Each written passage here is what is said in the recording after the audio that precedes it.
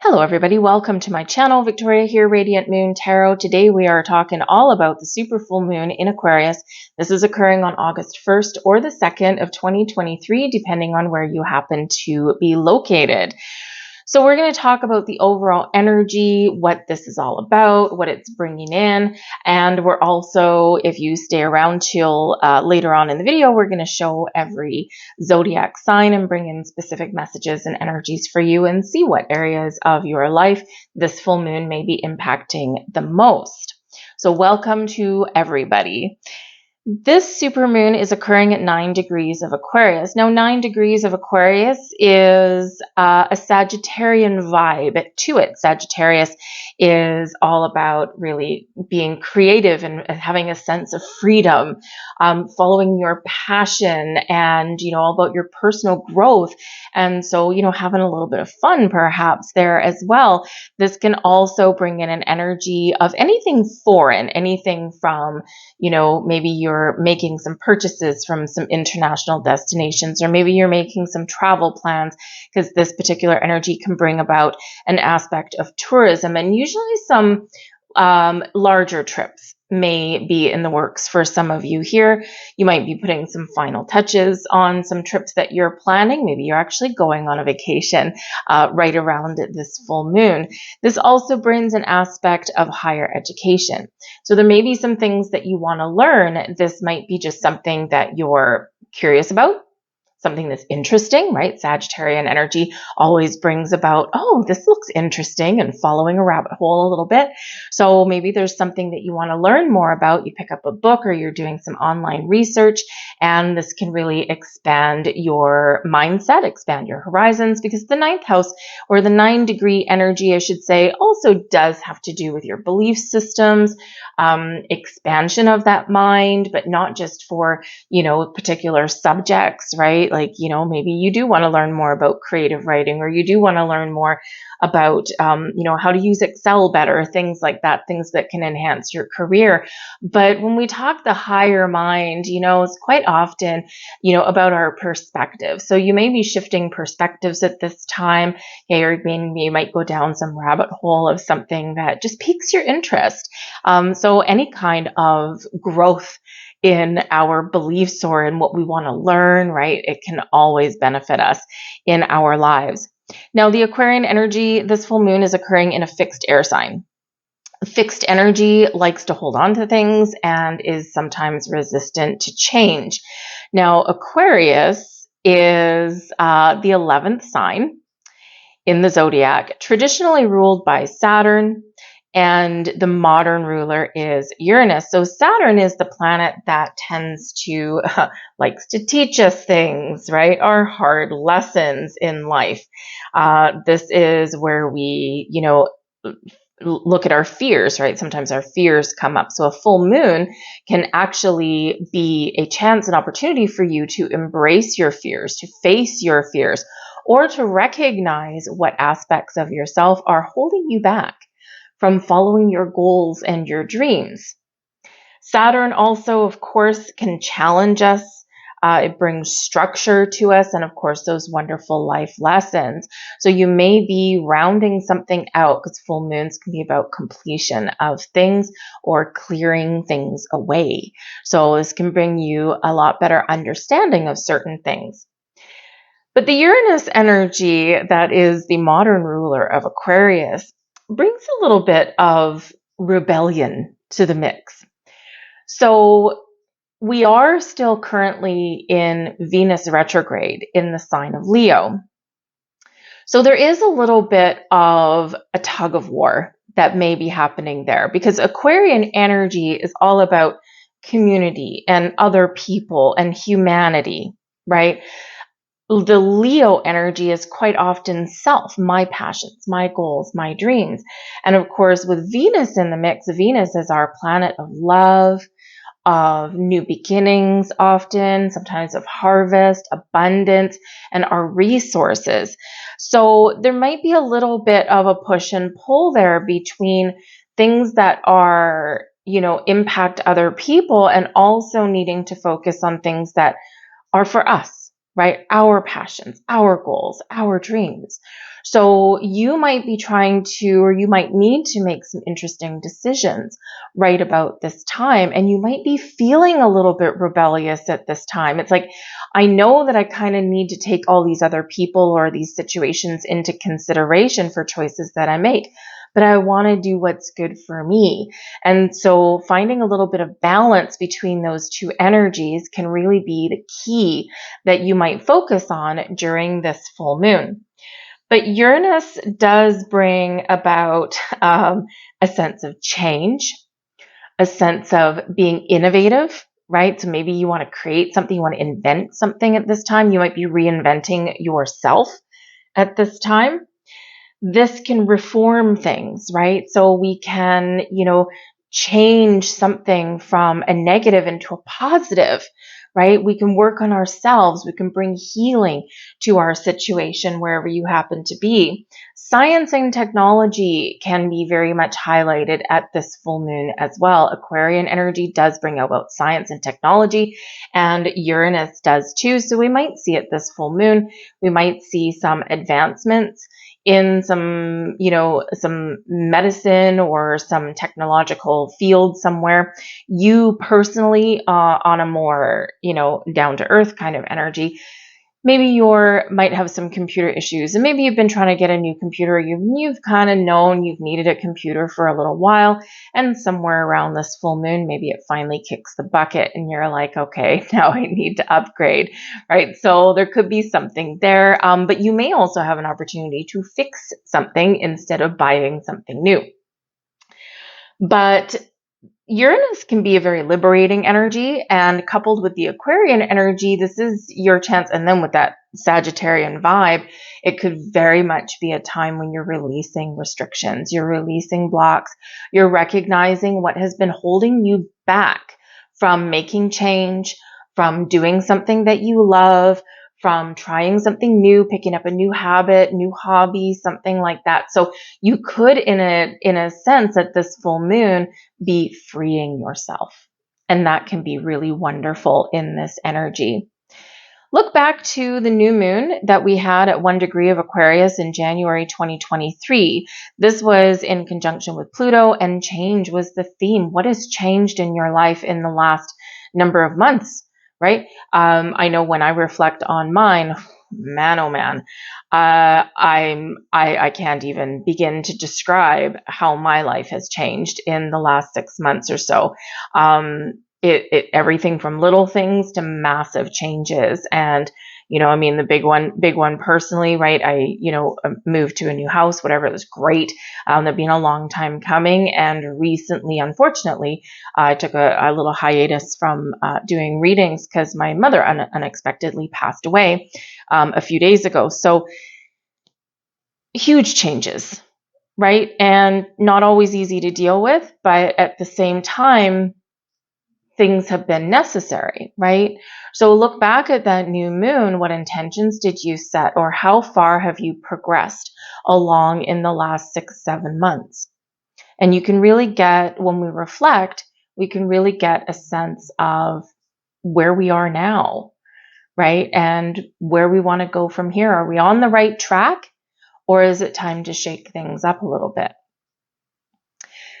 Full moons do amplify energy though, so this can be a time of growth for some people, right? This full expansive energy that we've got. For some of you, this can bring that closure, this sense of, I need to let something go. But you could have some great breakthroughs at this full moon.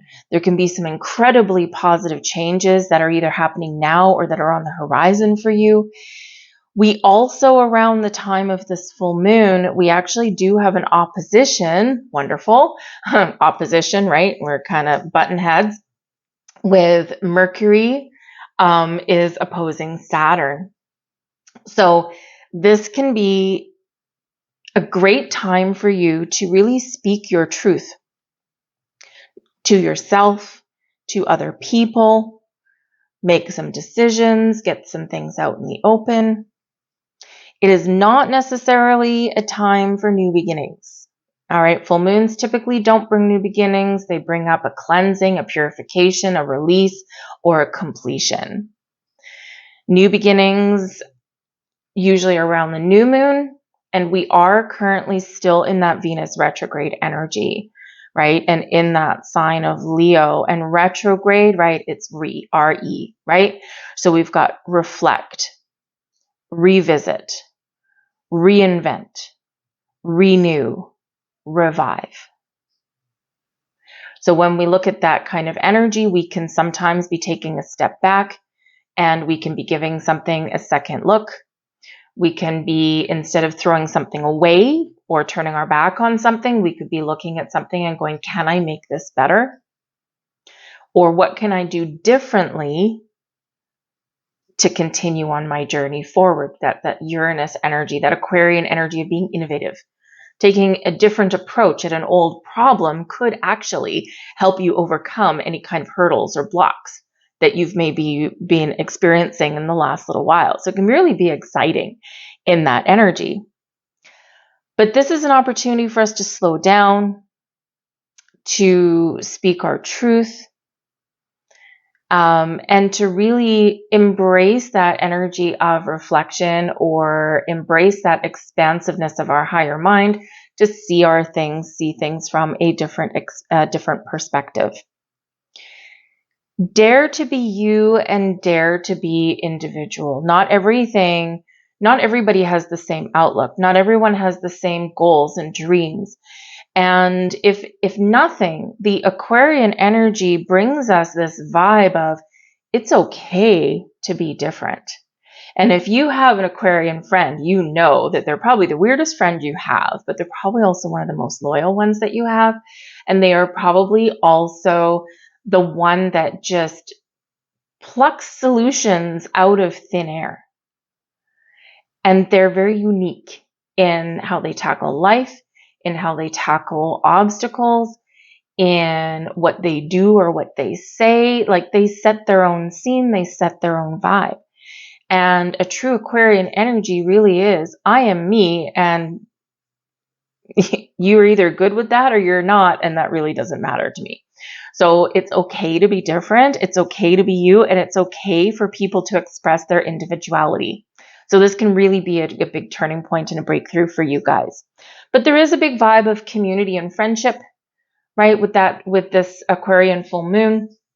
So you might be looking at your friendships, your social groups, your business networks, whatever it happens to be, something involving other people. You might be, shedding some connections right about now, cleaning house, if you will. As we grow, as we evolve, our energy changes. And we can sometimes be no longer energetically aligned with certain connections with people or communities or groups that we have previously felt that vibe with, that click with. So this may be a time when you might feel yourself drifting away or making a conscious decision to cut something off, right? And you're just headed in a different direction. A lot of you are feeling a little bit more enlightened at this full moon as well. So you might have some interesting dreams. You might have some emotions coming up, from bubbling up from beneath the surface. Full moons tend to do that, especially since we've got this Venus retrograde going on at the same time. So you may have some things that do come up, some emotions that do well up to the surface. But this is your opportunity to examine and to cleanse them away, to deal with things, get things out in the open. And it can bring up some old pains and hurts and triggers and things like that, some old fears. But this is your opportunity. This is your energy that you can really utilize so that you can move forward in a much healthier and much better and much more exciting direction. So it is a big energy here with this Aquarian full moon. I know that I've gone on a little bit, okay, but it is a big energy. So you're going to be feeling this the most. The full moon energy we always feel a few days before and a few days after the actual event. But this one, you're going to really feel it on the 2nd or 3rd of August as well. We just have some planetary aspects there, especially with Uranus, and you're just going to be kind of like leading up to some sort of climax in some area of your life. So having said that, okay, embrace the energy of the full moon. Go to the beach. If you go to the beach, if you live near an ocean, the tides are always really quite crazy at the full moons. The last time we had a super full moon, took the dog to the beach, and the tide was just so far out. It was wonderful. The dogs had a great time splashing in the sand and the puddles that are left behind. By the same token, the high tide, right, is also extra high. So the gravitational pull of the moon really does affect our tides, and the supermoon exceptionally so. But this can, of course, if you look at what the moon does to our oceans and our tides, the same thing happening in you. So you could be feeling that emotion, right? Low tide, right? Sending things adrift, letting things go, right? The high tide, bringing things closer together, right? So you could really be embracing the flow of that full moon, but it may not necessarily be easy, but it could certainly bring some things right to the surface that you've been avoiding or that maybe you haven't addressed yet. So having said all that, guys, let's get right into your readings. I've gone on a little while. I'm sorry. But let's get into your readings. We're going to do each astrological sign. And we're going to start with Aquarius since it's Aquarius full moon. But all of your timestamps are going to be in the description box and in the comment section down below, so you can easily jump around and navigate to what you want to watch. Be sure to watch your sun, your moon, your rising sign readings, and your Venus, right? Because we do have Venus retrograde, and so you might need to watch that one as well. Watching all of them gives you a really big, complete picture about what this moon energy can mean for you. So without further ado, let's get into it. We're starting with Aquarius. Timestamps below. Have yourselves a beautiful full moon. Hello there, Aquarius. Let's get into your reading and see what this full moon in your sign is bringing about for you. Of course, this is occurring in your first astrological house. Your first house is all about you, Aquarius, all about yourself. And with the full moon bringing a completion or wrapping things up or bringing in your energy to let something go, okay, you might be looking at making some personal changes in your life. And you might just be at the planning stages right now, like you're at this final decision-making phase in your life. This can be, where you're just kind of getting this final conclusion. And making that decision, even if you haven't taken physical action on something yet. But with the first house, this is all about you, your personality, your approach to life, your attitude. So there might be some things changing in there. Then maybe there's been some sort of event that has occurred that has really caused you to reevaluate how you deal with things in your life or your sense of direction or where you want to go. So you could have some very big energy coming in here. It's like, I know what I need to do. So you might be getting a sense of clarity and a sense of focus around this full moon. But of course, this is flavored with Mercury, right? Mercury opposing Saturn. Okay. So maybe there's something that you've been wanting to get off your chest, something that you've been needing to talk about, but you haven't yet. And Aquarius, you always think about other people, right? And, so when we think about other people, it's great. It's wonderful to do that. And what do I do? How do I do things? What do I say? And how does that affect others? But sometimes we do need to dial it back a notch, right? And we do need to kind of say, okay, I spend all this time looking after other people. I need to do something for me. So it could be a little bit of a catalyst there for you, okay? But this can also be a great time to release anything that's been holding you back, whether it's people or fears or uncertainty, right? Uncertainty can hold you back as well. So I think you are getting something coming in where you're going to have that big aha moment. Pay attention to your dreams. Pay attention to any kind of signs, symbols, synchronicities that may appear around you, especially things like repeating numbers, right? Any kind of thoughts that pop into your head as well. This energy is where you really need to trust yourself, and you really need to trust all your higher senses, your gut instincts, if you will, because especially if you've been waffling on something, or if you're not really too sure about something, right? By being open and allowing yourself to receive messages, or allowing yourself to be a little bit more receptive and open-minded, which you usually are, but come on, not everyone's perfect, Aquarius, right? But by being open and being a little bit more in the flow, this is where you're more open and apt to see the signs, but not just see them, but recognize them and pay attention to them, right? Sometimes you might see these repeating numbers on the clock and you're like, oh, whatever. It's just, whatever. I'm busy, right? Like, I just don't have time to think about what that might mean right now. But instead, in this full moon energy, you might be looking at those things that you see and stopping in your tracks, because they are highly significant. Right? Especially if you're seeing anything like, all repeating numbers are very significant, but especially anything very impactful like 555, all the ones, right? Ones, innovation, new beginnings, action, right? The fives, huge changes. Either you need to make a change or prepare for some big changes. Right? Don't ignore those 555s, okay? Because they are big, they are significant. So be open to those things. When you do see those signs, take a step back. What were you thinking? What was your energy? What were you feeling at the time? What were you doing? Right? All those things are clues to what that message may mean for you at that particular moment. But let's see what we've got for you. And we've got harvest moon energy bringing things to fruition for you. So this is a time of growth, a time of expansion, a time of following your goals, your dreams. Some of you do have something coming to fruition at this full moon. So again, think back, look back to wherever you had set your intentions back at the new moon in your sign at the beginning of the year. And, at least reflect and see what has changed in my life. What have I gotten so far in this, in my life since I had that full moon, or since I had that new moon, right?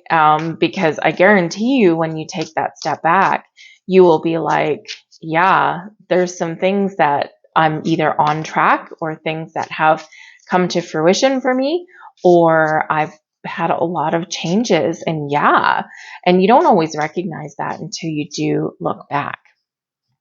So some things coming to fruition for you, whether it's ideas, things coming up to the surface, right? But it's a beautiful, beautiful energy bringing you abundance into your life, right? So beautiful things, right? Releasing all of those blocks. And talk about abundance in your life. Your tarot card for this full moon is the 9 of Pentacles. The 9 of Pentacles is a very independent energy. You achieving a personal goal, a personal dream, you doing something nice for yourself. When we have the 9 of Pentacles, this is an energy. We've got the 10 of Cups at the bottom of the deck. This is about you doing something nice for yourself that makes you happy. Okay. And the 10 of Cups, right? 10 of Cups is happy home, happy family, happy people, happy relationships, happy all of this. And while we do have that happening, right, because the sun is in your 7th house. So this does have to do with your relationships and other people, but it's an underlying factor when we've got it at the bottom of the deck. And your main energy, your main focus is self, is you. What makes you feel successful? What makes you feel abundant? What have you achieved? Right? And what nice are you going to do for yourself here, Aquarius? Are you going to do something nice for yourself? Because when we get the 9 of Pentacles, we do something, we buy something that we want, or we practice that self-love, self-care. It is an energy of luxury. It's an energy of abundance. It's an energy of getting what we want, or seeing something through to that completion and reaping the rewards. We're very good. We're very confident. We're very positive in that energy. So embrace that. It's beautiful. Look at all this abundance and prosperity and wonderful things that are blossoming in your life. We have happiness. Focus on what makes you happy, what brings you joy in your life, personal happiness, something within you, right? That's your number one priority at this full moon, right? The underlying energy is other people. So again, you might have a little bit of a push-pull, okay? But it's okay to take care of you once in a while, all right? We also have ideation. Beautiful. You're springing, you're bursting with great ideas. You're bursting with this ability to see things that other people don't see. Your mind is expanding. You're seeing into the future. You've got these ideas. You've got a goal. You've got a spark in you. So embrace that. Follow it. Because you are a master innovator here, Aquarius. And maybe you feel a little bit rebellious. Hello, Uranus. Maybe you feel a little bit rebellious by maybe focusing on you or saying no to other people right now, right? But this is where your growth happens. So it's beautiful. And we've got sweetness here as well.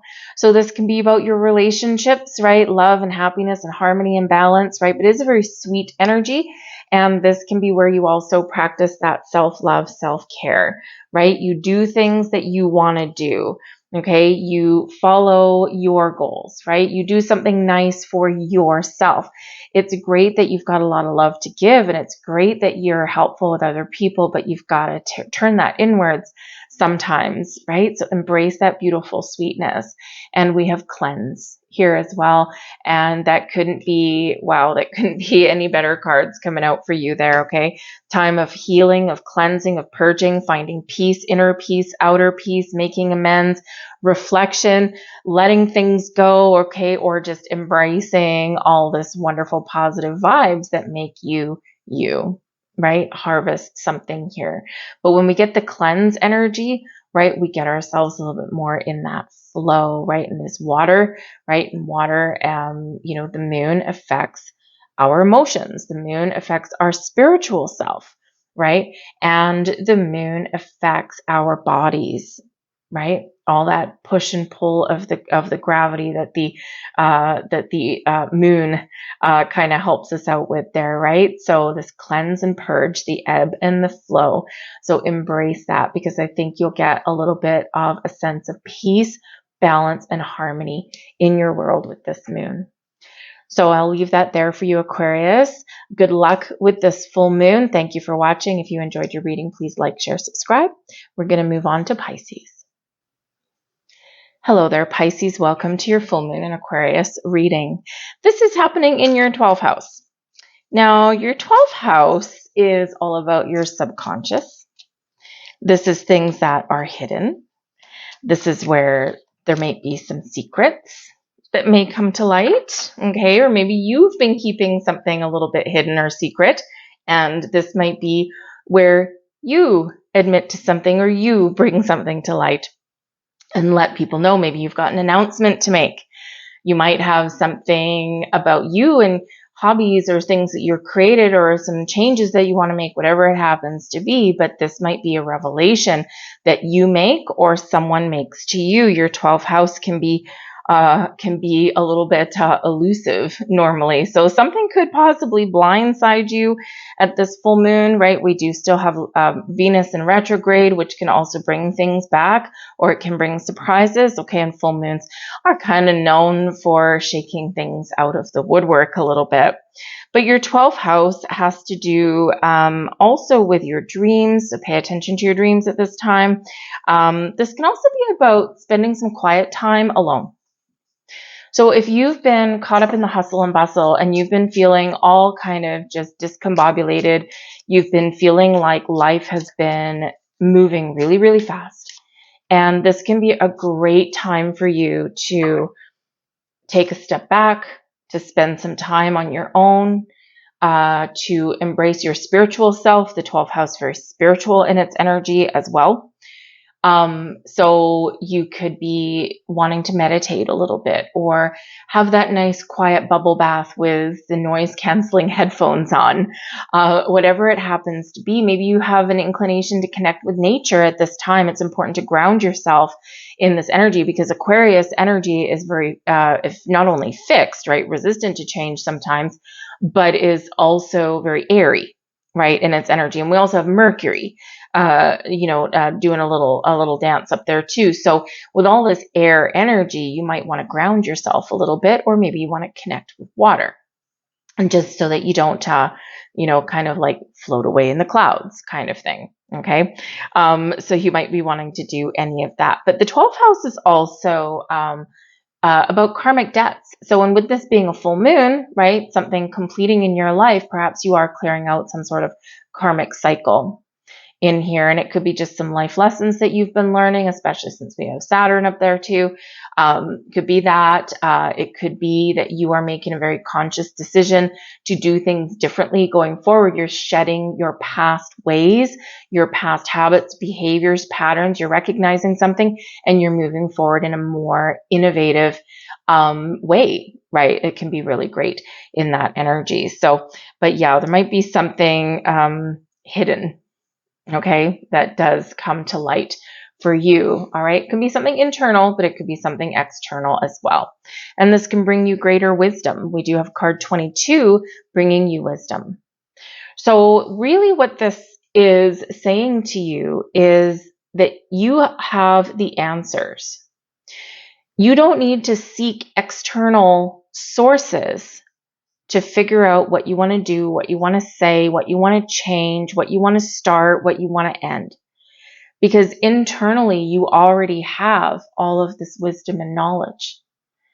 Untapped information and knowledge, perhaps, for some of you. Card 22, number 22 is a master builder number. And 22 says that whatever decisions you need to make, wherever you want to go, right? Trust your inner wisdom, right? Because you have everything that you need to make the right choices and the best choices that are for you. So it's a great energy that's coming in there and a great reminder, because quite often we do look externally for things. We look externally for love. When it happens, love starts from within your own heart. We look externally for happiness. People make me happy. My job makes me happy. That's great. They are enhancing your happiness that ultimately starts from within, right? So we quite often do look externally for things when in actual fact, everything is inwards. It all starts from within you. Even the energy that you project out into your environment, it all starts within you. How do you want your environment to be? How do you want your world to be? Full of love and laughter and happiness and joy. We've got to embrace that. We've got to tap into that.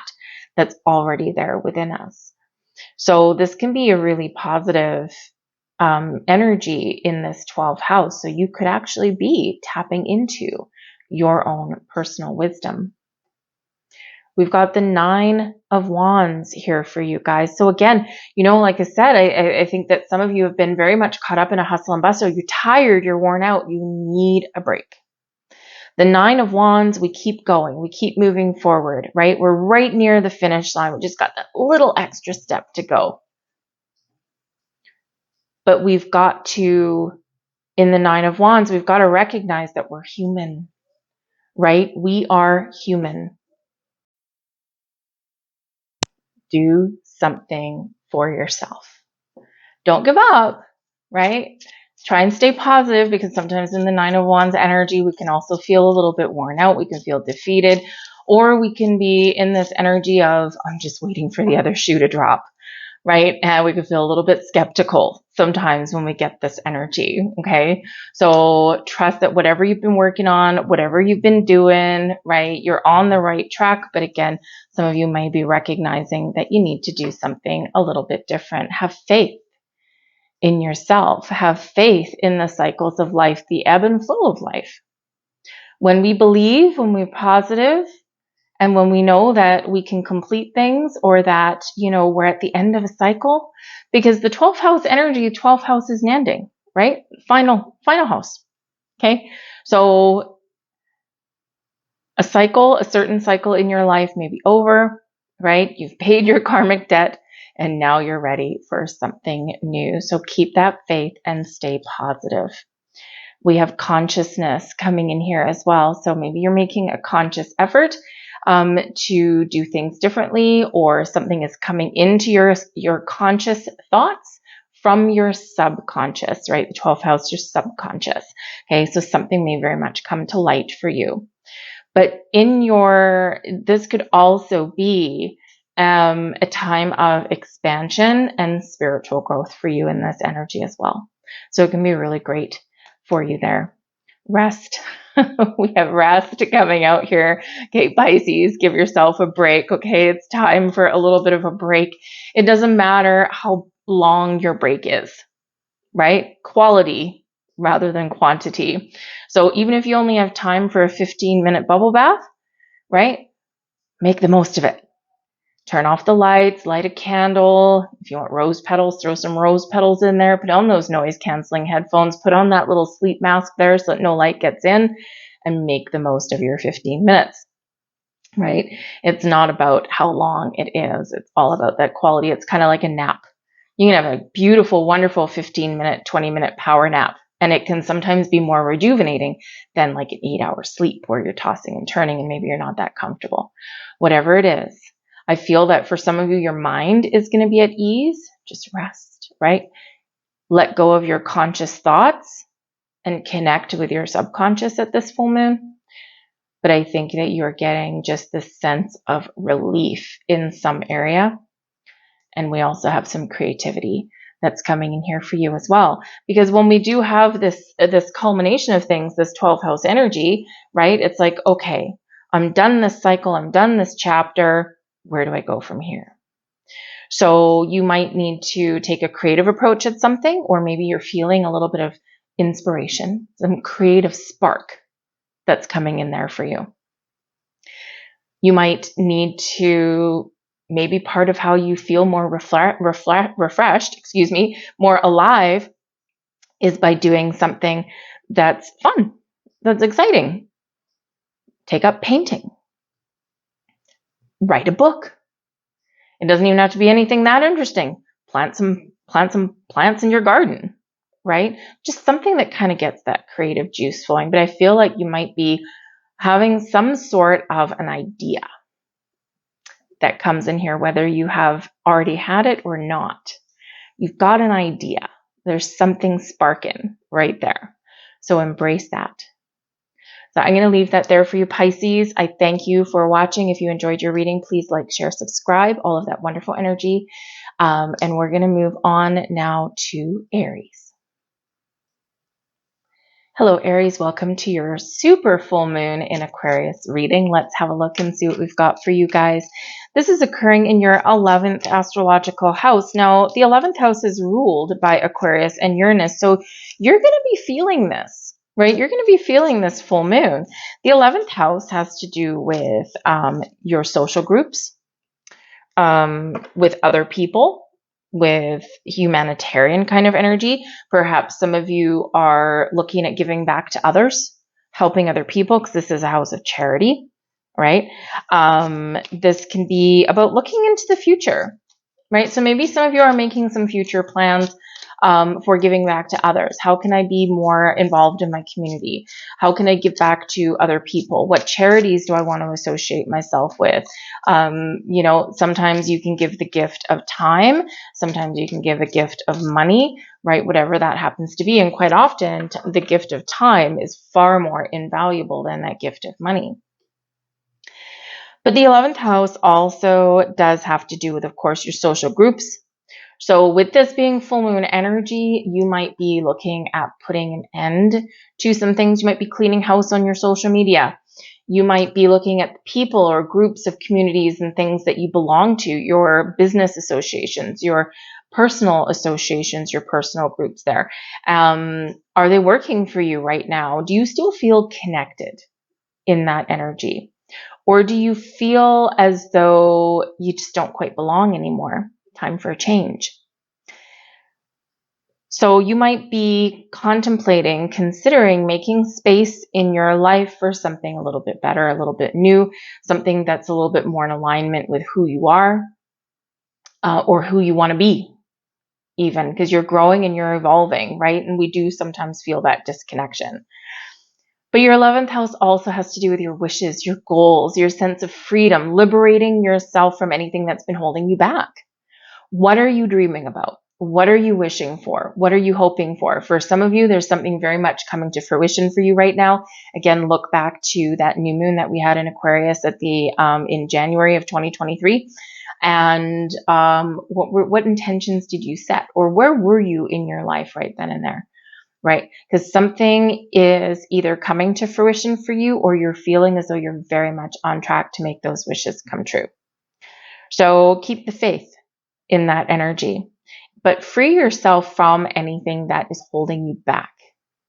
Our fears quite often come up. Sometimes we have a fear of failure. Sometimes we have a fear of being laughed at, or people, saying, oh, that's a crazy idea. You can't do that. But sometimes, and more realistically, we also have a fear of success. Sometimes it's a real fear. So where are your fears? What are your blocks? What are your obstacles there? Because you could be very much cutting those cords and freeing yourself from those things right now. We have an energy of protection. Very interesting. And if you look at that, we've got this eagle, we've got spirit. Actually, it's not an eagle, it's something, some other bird. But this is carrying a bird's nest with someone in there in the fetal position. So this is an energy of protection. So number one, Spirit is reminding you that you are always guided, you're always protected in everything that you do. So in those times of fear and doubt and anxiety and worry, call on Spirit for that extra protection. All right. And you will get it, right? They work in mysterious ways, right? So you can't always see it, but maybe it can come in as just, maybe you just feel a little bit more brave, a little bit more confident in a certain situation or on a certain day, right? But they are there to lift you up and to protect you. This is also Spirit saying to you that don't be afraid to get out of your comfort zone. Don't be afraid to follow your wishes and your goals and your dreams, because it's outside of your comfort zone. This is where excitement is. This is where growth is. This is where success is. This is where opportunity is, right? And don't worry, because Spirit's always by your side, protecting you every single step of the way. So try the thing that you want to do. Make the change that you want to make. Right? And you will, at the very least, learn something. And of course, what we always want is to have that success. But you might also, especially in any kind of technology, social media, your 11th house can deal with that kind of thing, right? Your Facebook groups, your Instagram, whatever else you happen to belong to.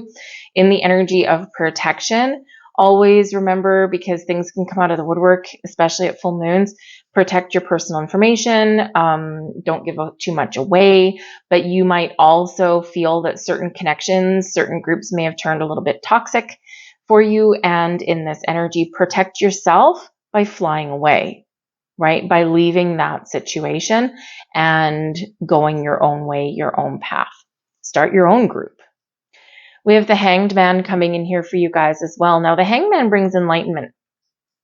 This brings us a chance to slow down, to take some time, to reflect. And this can be where we come up with innovative new ideas. This can be where we get a little bit of enlightenment when we come in with the Hanged Man. But this is about letting something go. When we have Hanged Man, we turn things on its head, right? And we let something go, we surrender, we sacrifice. So in some ways here with the protection card and with the Hanged Man energy, Spirit is saying, surrender your fears to me. Surrender to me whatever doesn't work for you, and I will take care of it, right? Spirit's got your back, Jack. This is also about recognizing that sometimes in life, in order to free ourselves, in order to move forward, we do need to let certain things go. So, you might be getting some insights here at the full moon about things that would normally bother you, things that would normally get under your skin. And instead of letting something getting under your skin, perhaps you are finding new ways to just water off a duck's back, just not let it affect you anymore. Protect your energy, perhaps, right? And, it's like rising above a situation that would normally have you bogged down, especially when it comes to other people or groups of people. Right? It's a very hard lesson to sometimes learn, but very necessary as we go through life. We've got to let it go, right? Just don't engage, right? Don't engage. Someone wants to pick a fight with you. Don't engage. Walk away, right?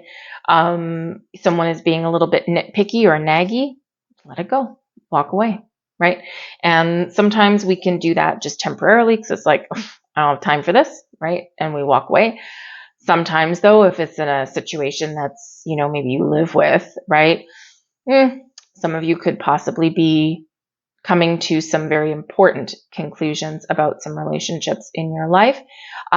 Just a word to the wise, though, because we are still in that that Venus retrograde, okay, in Leo. Passions run high. There could be some drama. These things, especially with a very emotional full moon, and one that has us thinking a lot and thinking about changes that we want to make. And so in this energy, it's really more of getting clarity or getting answers or seeing the big picture, looking out into the horizon rather than physical action, right? So if you're reflecting on a relationship and you're like, there's some things here that are really good, but there's other things that, I don't know if I can get past. Either something's got to change or something's got to go, right? And in that energy, because of that Venus retrograde influence, it's really for the month of August is a time of reflection, a time of perhaps coming to some conclusions, getting those answers, seeing things clearly, seeing that big picture, but it's not about making big change necessarily in those things, right? So basically the theme with Venus retrograde is don't make rash decisions and major life-changing decisions with those partnerships in your life, right? Especially romantic ones. Okay, so pause, reflect, put a plan in place, right? And then after August is said and done, okay, once we get into Virgo season, then this is where it's like, okay, now I'm going to make practical steps in things, okay? So this could be just a very decisive energy and decisive moment for some of you. But the Hanged Man brings enlightenment, consciousness, okay? Brings enlightenment for you, brings clarity, brings answers, but also this sense of relief of pausing, taking some time, and learning to let go. We do have the consciousness energy coming in here for you. So again, you might be seeing some things clearly. You might be doing a lot of thinking right now, okay? But this is also an expansive energy for you. And this is where you are expanding your mind, and you might be making a conscious effort to do things a little bit better. You might be making a conscious effort to connect with different kind of people, right? But it is a wonderful, expansive energy. So watch for signs, symbols, synchronicities, especially with the Hanged Man coming in there, because you might just be getting something that is pointing you in the right direction, okay? We also have trust coming in here for you. We've got a beautiful heart in there, okay? And so trust yourself, okay? Trust yourself to make the right decisions. Trust your instincts. Trust your intuition. Trust is an important energy. We do need to trust ourselves through life, most importantly, right? Yes, we can trust other people. Wonderful when we can trust other people. A broken trust can be very hard to overcome. So in this energy, perhaps you're learning how to trust other people, especially with the full moon energy, right? We're letting certain things go and we're taking a new approach. So perhaps instead of, holding on, right, to past hurts, right, deceit, betrayals, those things, we're letting that go. We're making the conscious effort to let those things go, to detach from that energy, right? We're shaking the change out of our pockets when we're hanging upside down here, okay? And then we move forward in that better direction with that. But no matter what, trust is a big thing, right? We need to trust the people that we're with. We need to trust ourselves. we need to trust all kinds of things, right? And if we can't, then we need to reflect on that a little bit more, right? So focus on trust on all levels. And I think Spirit also saying here, because we do have the protection card, right, is that if you find yourself in a situation that's unavoidable, where you have to be around certain people that you just don't have that good feeling about, take steps to protect yourself. And as we already said a little bit earlier, protect your personal information online, right? Because that 11th house has that social media aspect to it. Okay, so there can be a big message here of doing that. And we do tend to sometimes put blind faith in certain things, right? But there could be scammers that come out at this time, people pretending to be someone else at this time, right? So always do your due diligence. Okay, always look at that big picture, take that step back. Don't just jump into anything, right? Because sometimes all is not what it seems. The moon brings illusion sometimes, right? So, so just take heed of that, because that's a repeating message. We do have an energy of disruption coming in here as well. So sometimes, when we look at this card, funny considering I just said illusion. When we look at this card, I don't know how well you can really see it on your screen, but this is an optical illusion. It looks like on this card as though the lines intersecting each other don't line up. But they actually do, right? And part of that is, number one, I got a ruler out one day and I checked it. But they actually do line up. But just because of how it's positioned on the card, it's an optical illusion. So sometimes this is a message here that sometimes when we shake things up and when things feel discombobulated, when things feel like our energy field has been disrupted or there's been disruptions in our life, sometimes it's to get us back in alignment, even though through the chaos, it doesn't look like things are aligned. So sometimes things aren't quite what they seem. And in those disruptions, right, is where we shift back into alignment. So not all change, not all hiccups, right? Not everything. I mean, everything really happens for a reason. And it's always to put us in a better place than we were before, but it doesn't always look like that. And it doesn't always feel like that. So which is why the Hanged Man is very important in that energy, that step back. But we do have energy. There we go. Okay. Got energy. You have passion. You have fire. You've got a lot of wonderful energy within you, right? Allow the energy to flow. You might need to put some energy into dealing with some sort of seeming disruption in your life.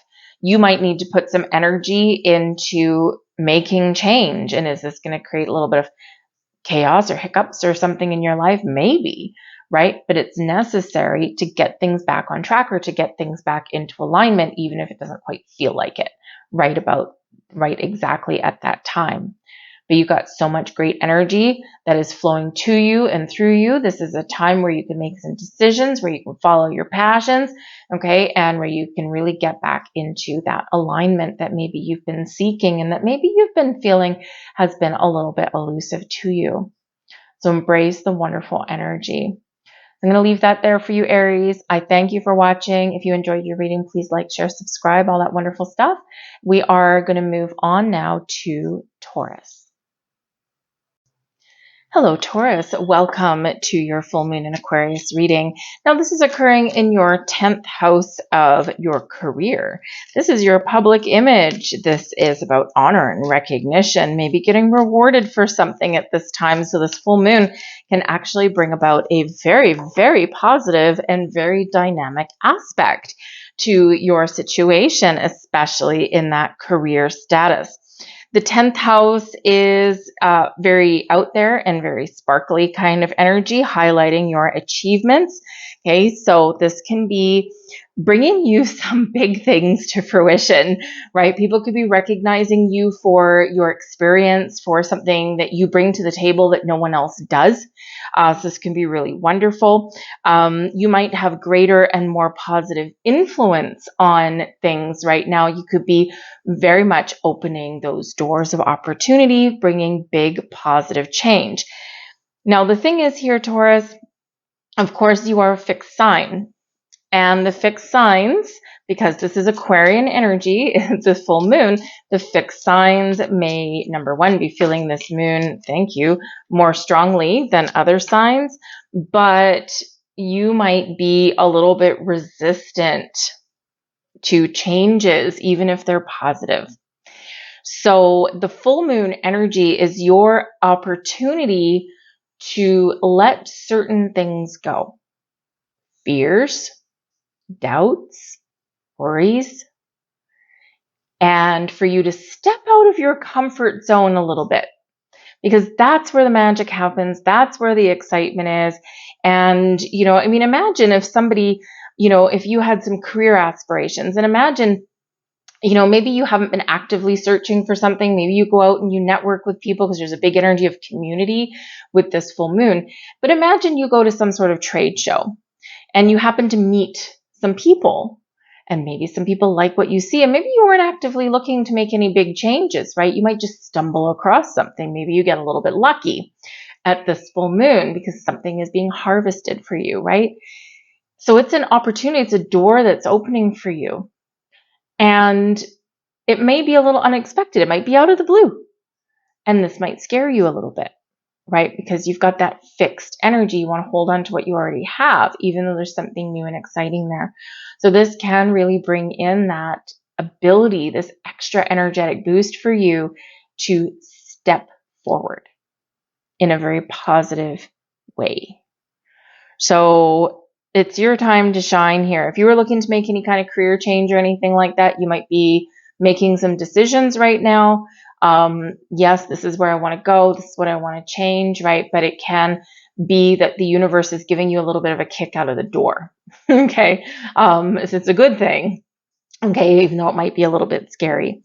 But again, some of you could have something very wonderful coming to fruition. You could be wrapping up a big project, because that full moon is about completion. Maybe if you've been feeling stuck on a project or something and you're like, I just don't know how to get started, or I just don't know how to finish, this Aquarian influence may give you a new perspective and may really bring this energy of innovation to the forefront for you, and in such a positive way. And we've got fruition coming here for you guys. Okay, so something could very much be coming to fruition for you. Now, with the fruition energy, right, we've got this person here, and, she's got all this fruit on top of her head. So you could just be bursting forth with big ideas at this time. You might be feeling very creative, right? And you might be just stumbling across and finding the resources that you need, right, to get things done or to get things started. But some of you have got something big on the horizon there for you. This is a time of harvest for you. This is the time when you reap your rewards. You reap what you've sown. So again, look back on that new moon that we had in Aquarius in January of 2023. What has already come to fruition for you? What is blossoming in your life right now? Or where do you see those doors opening, especially with this 10th house energy?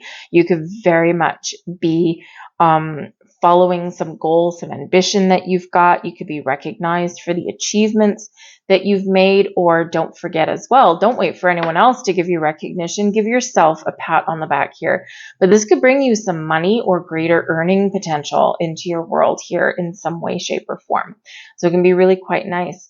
Beautiful. I've got 2 cards that came out for you while I was shuffling. We've got the Ace of Cups, and we've got the Star, which is Aquarian energy. Wish big, dream big. It's your time to shine. Shine bright. The Star brings you an energy of serendipity, of balance, of harmony, of healing into your world, of being able to embrace some change, or to be a little bit more innovative, right? Shoot for the moon, shoot for the stars, okay? And we've got this wonderful energy. But the Star also does bring you an energy of being connected with your higher self, and so does the Ace of Cups. So you could be having some deeper, greater insights at this full moon. You might be seeing some signs that are around you, or maybe you're getting a deeper understanding of things that have been going on in your path that maybe you've dismissed as a little bit of coincidence, but they're not. And you might be recognizing certain messages that you've been receiving from the universe thus far. But the star brings success and abundance into your life. It also brings a sense of positivity, of optimism, of inspiration into your world as well. Stars are aligning for you. Your time to shine bright. But the Ace of Cups can bring in some new opportunities for you. It's a fresh energy, a creative approach at things, right? This can bring in those spiritual insights, the deepening of your spiritual practice, or maybe you're awakening to a new way of being and feeling. The Ace of Cups brings peace, brings not necessarily harmony. That's the one with the star mostly. But the Ace of Cups brings a sense of peace, of forgiveness, of healing. A sense of I'm going forward. It's a fresh energy, a fresh approach. Bring some creativity to your mix, but it can also bring love and happiness and joy. Your heart is opening, right? And this can bring a sense of fulfillment. But the Ace of Cups can bring in something really new that can make you really happy.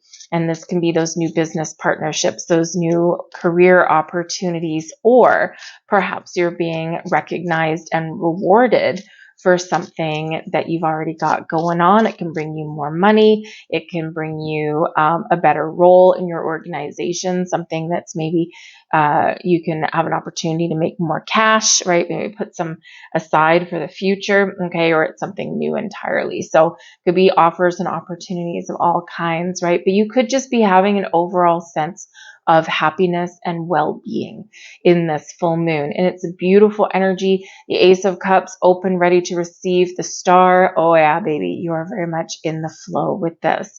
Okay, so embrace change. Be open to things. Try and let go of a little bit of that fixed energy, okay, because I feel there is some wonderful growth here for you. We have caution coming in here now. Is it that you've been taking a cautious approach at things and now you're wondering, well, you know, how come things haven't worked out for me so far? How come I haven't found what I'm looking for, right? Sometimes we're a little bit too cautious. We're playing it safe. So this might be a breakthrough energy for you. Maybe you've been seeing red flags. If you've been seeing red flags, pay attention to the red flags, right? They're warning signs for you. And those red flags you're seeing are saying, hey, this is not the right way. Time to do something different. Time to take a new, fresh approach. We've got to let something go. But the caution energy as well is like something's been holding you back. And I think you're going to be figuring out what that is. We've got passion coming in here. Beautiful. Maybe you're partnering up, you're meeting new people, you've got this, big burst of energy coming in here. When you're passionate about something, you're fiery about it, right? So maybe there is something here with that Ace of Cups that you want to create that you're very passionate about. But you got to let go of that caution energy a little bit, right? Yeah, we need to make some plans, right? We need to, sometimes get our ducks in a row. But sometimes we need to throw a little bit of caution to the wind and take a calculated risk. But there's this wonderful fiery passion energy.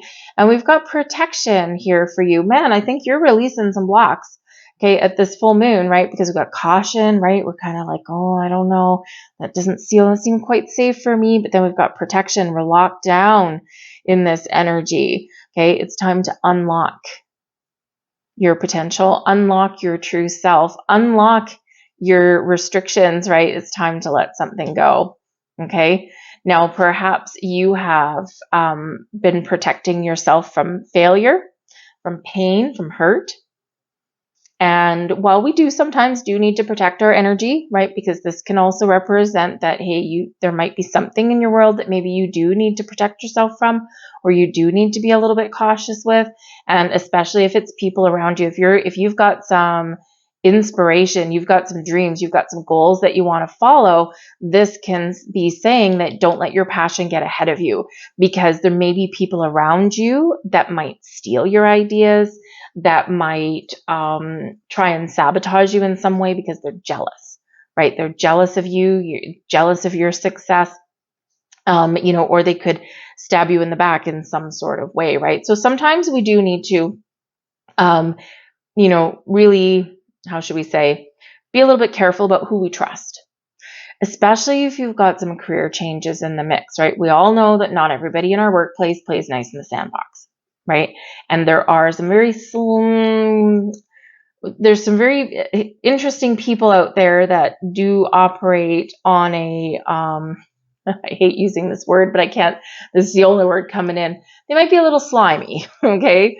And maybe not necessarily as a whole, as a person, but in some of their business dealings, right? Like a snake oil salesman, or, someone who's, overhears your conversation, then goes running to the boss. Hey, did you know that Taurus is looking for a new job? They're going to quit, right? You don't want that to happen. So just be a little bit careful about who you tell about things that you're changing or you're embracing or things like that in your life, okay, with that. But I do feel for the most part, though, that it is letting go of these restrictions, these blocks, right? Maybe you just haven't been feeling like it's the right time, okay? Or maybe there is an underlying element of fear or past failures that do come up sometimes, right? It's like, oh, red flag, red flag. Sometimes we need to look back at those red flags and say, is it really a red flag that I'm seeing? Or is it my own fears just coming to the surface? Right? So we do sometimes need to reflect, but that star energy really does highlight your intuition. What does your intuition tell you? So does the Ace of Cups. There's messages coming in for you, right? So listen to that. Listen to that inner voice. Don't listen to external voices. Listen to that inner voice, right? That gut instinct that you have, and it's not going to steer you astray. And there's your fear. What are you afraid of? There's a door right there. That door is open. Can we see what's on the other side?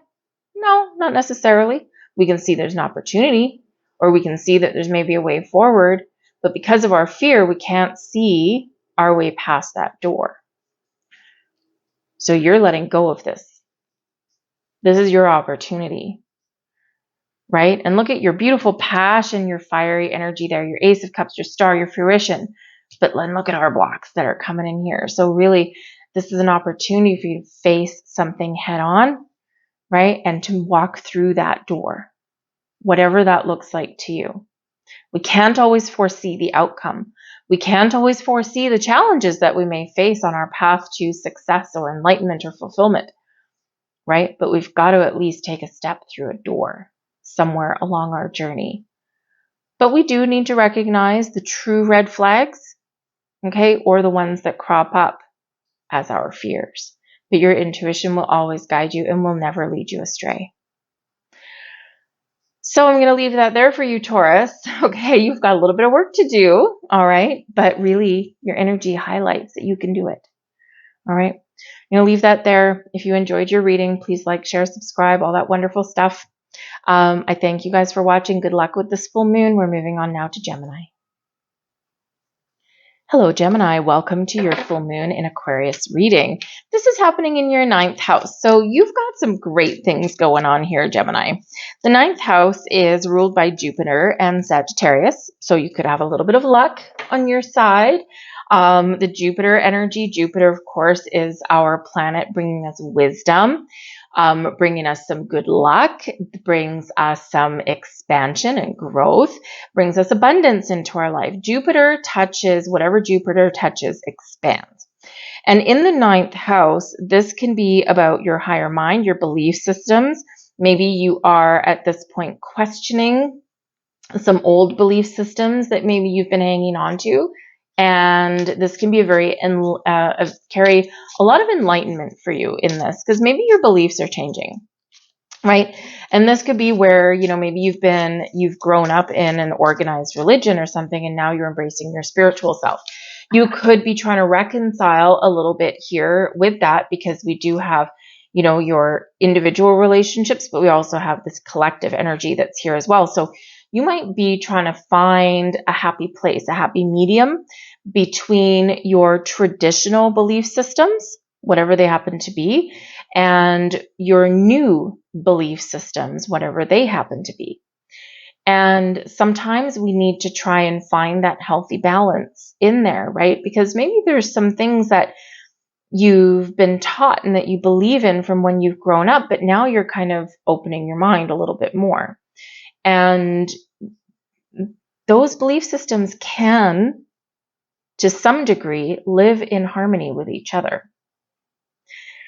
But it just depends on what you've got going on and how you look at things. So this could be really about where you are letting certain things go so that you can fully embrace some new things that you're learning. And you might be trying to mesh those together. But the 9th house does have to do with your belief system. So what do you believe in? Do you believe in yourself? Do you believe in powers of the universe? Do you believe in the law of attraction, right? Do you believe in traditional values and things like that? So you might be questioning some things there. The 9th house brings your higher mind, so you might be learning something, expanding your wisdom in some way. This can be pretty much anything. Maybe you're just learning more about how to keep your plants alive. That you could be learning how to put up boundaries or learning how to integrate something that you want, something that you desire into your daily life, right? We do have Sagittarian energy with the 9th house, and Sagittarian loves to try new things, likes to travel. The 9th house can bring in some travel. This Sagittarian Jupiter energy is the energy of big ideas, right? So you might have a big idea that you've been working through, and this is all coming together right about now, right? Or you've got some big ideas and you're like, this is where I see myself headed, right? So maybe you're looking at things in your life going, okay, I've got this big idea. I know what I want, right? How do I make it happen? So you might be trying to find space, and you might need to shuffle some things around in your life to give yourself an opportunity to follow through with these big ideas that you may be having. But this also has to do with writing as well. Now, some of you, maybe you are a prolific writer, or maybe you've got some talent or skills out there, and so you might be getting published at this time. Some work that you've been, trying to wrap up, trying to finish up, you could get picked up by that publisher, right? You put in the final chapter on a book or something. But some of you at this point can also be picking up some like journaling, right? Maybe you're journaling some things, or maybe you are feeling this need to just kind of read more a little bit at this time. Okay. But it can be a very wonderful kind of energy for you, very expansive in the 9th house. You may also be looking at ways, especially with full moon, can be completion, letting go, of how to get more freedom in your life, right? Sagittarian energy loves to be free, right? Likes to wander, likes to have fun, likes to be innovative, right? No one can really tie that Sagittarian energy down. And, so it's like, I'll be committed to things, but I also need my space, right? I also need my freedom. So you might be trying to find a healthy balance at this time, right? Between your commitments, right? And between your commitments and being able to do what you want to do, right? It's a little bit of an art to that, right? A little bit of an art to finding that balance, but I think you'll do it here. So you could be having some wonderful things going on in your 9th house. You might even be studying up on ancient civilizations and old cultures and things like that, right? Or current events and current things, right? All about the mind, right? Feeding that mind, feeding your knowledge. We have supermoon energy with attraction. Okay, beautiful. You are attracting all kinds of wonderful things towards you with this super full moon energy. Okay, what do you want? What are your desires? What's coming to fruition for you? Or what do you need to let go of so that you can make room, make space for new things that are coming into your life? It can be things internally that we're letting go of, right? Or it can be things in our external world that we need to shift around and put the brakes on, say no to, put up some boundaries perhaps. There's something coming in for you, something that's being highlighted for you, but you've got to make the space with that, and that full moon energy is helping you. Now that's card number 44. Fours brings stability and security, a good, strong, solid foundation. Okay. But fours also leave us space for attracting new things in. But fours remind us of the foundation that we've built. So even if we do let certain things go, or we do expand our mind in some way, we always have that foundational jumping off point that we have worked so hard through our life to achieve. But fours also represent our home our career path, and it brings stability and security in those areas. So if you're not feeling like you're safe and secure in your home or in your workplace, then this could bring about some positive new beginnings for you, or an opportunity to change that dynamic in a healthier way. We have Knight of Cups coming in here for you. So creation, love of self, love of what you do. You might be on a mission, you might be on a quest. The Knight of Cups does bring in some spiritual energy, opening your heart, right? Expansion can be here with this Nine of Cups. You've got something that you want or something that you're pursuing, right? And you're looking for those answers, or you're just on this quest, right? The Knights always go on one of those. The ninth house also, by the way, does bring in some healing for you as well. And the Knight of Cups can bring in that healing energy. But the Knight of Cups can be focused on the things that make your heart feel good.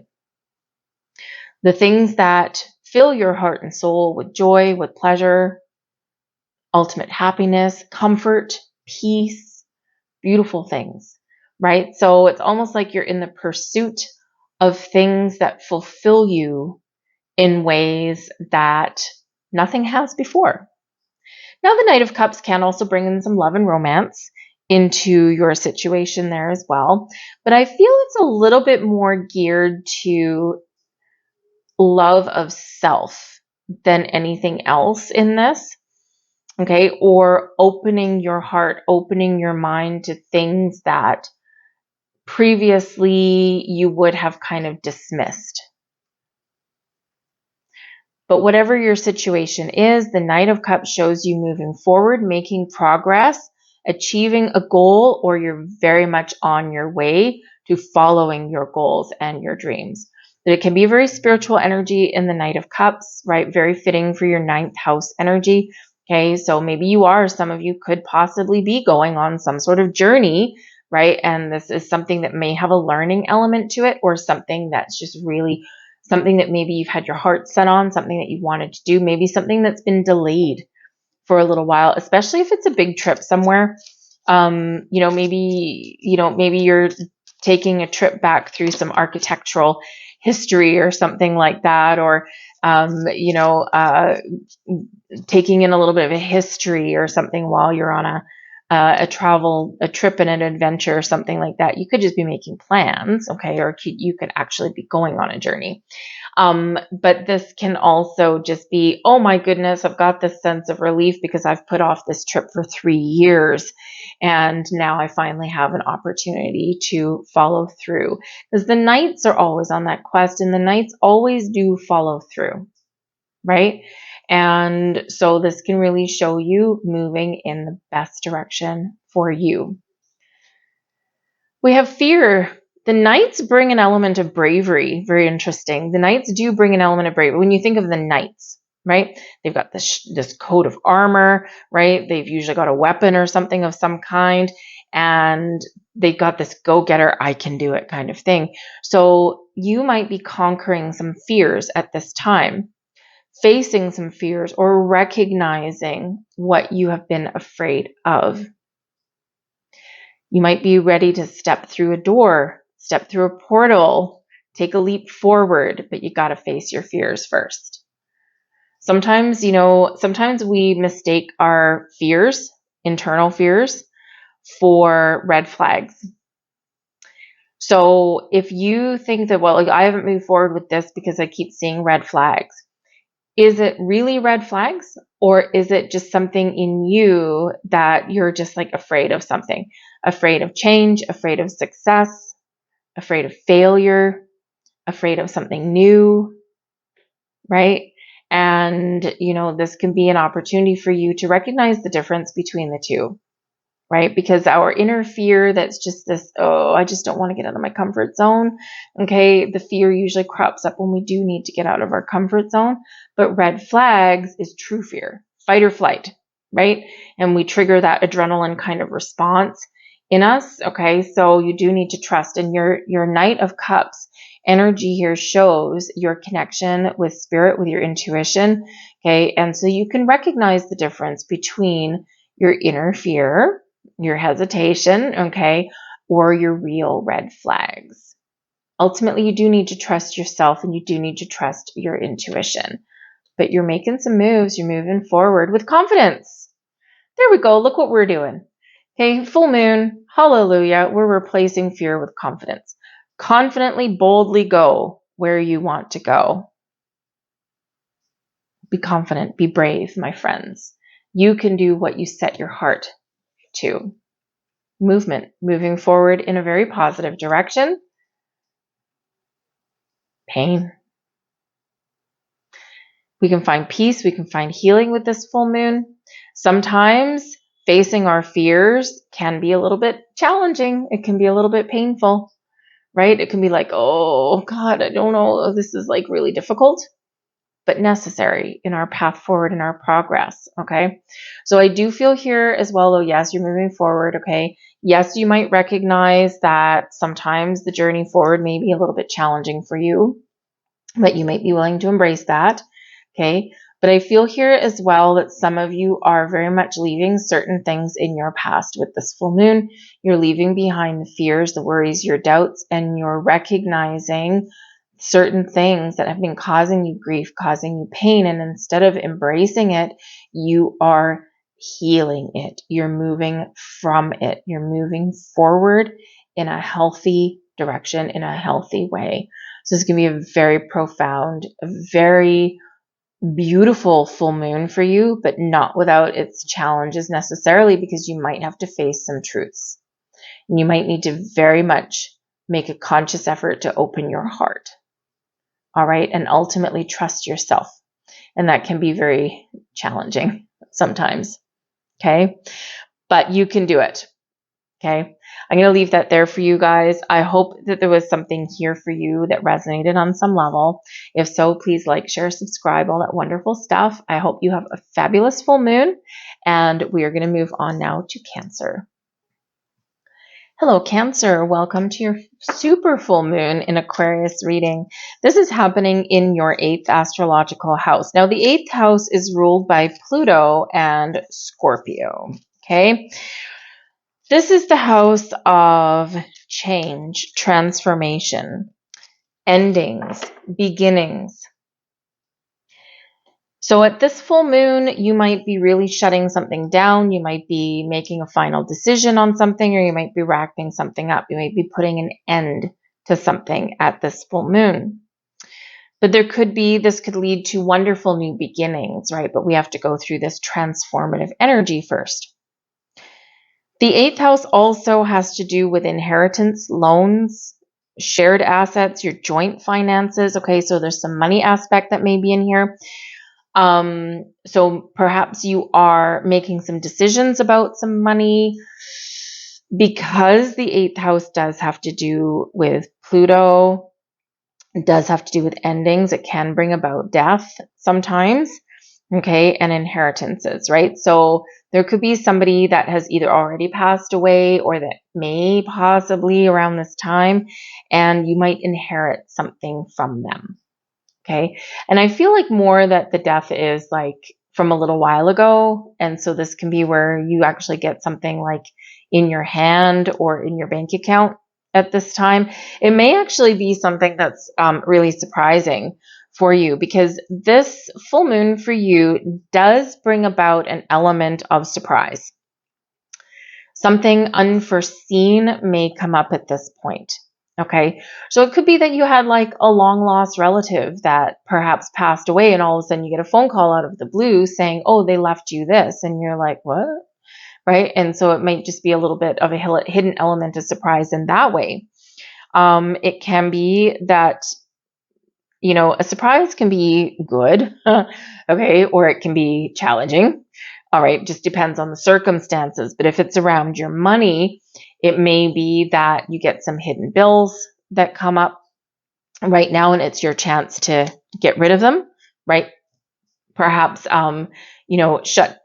shut down some recurring bill payments or subscription services, right? It's like, oh, I didn't even know I still had that stupid thing that came out of my account today. And it usually comes out of your account at the worst possible time, right? When you're like, I really needed that $50, right? Something like that. So there could be something like that that comes out, but you could also have some improvements, some increases in money here as well with this, right? But it might be something that you didn't quite foresee, but it could actually be something that's really positive surprise for you.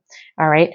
But yes, joint finances of all kinds. Some of you could be paying off a loan right now because full moon, right? Completion of something. And this 8th house does have to do with loans. I would probably be a little bit cautious of taking out a loan at this time. It's just the energy that's around us and the planetary aspects. They're not totally supportive of taking out a loan or starting something new commitment, something like that. So sometimes we just don't have a choice, right? We can't always live our lives just by our planets and our energy. So sometimes we do have some sort of time frame that we need to operate in.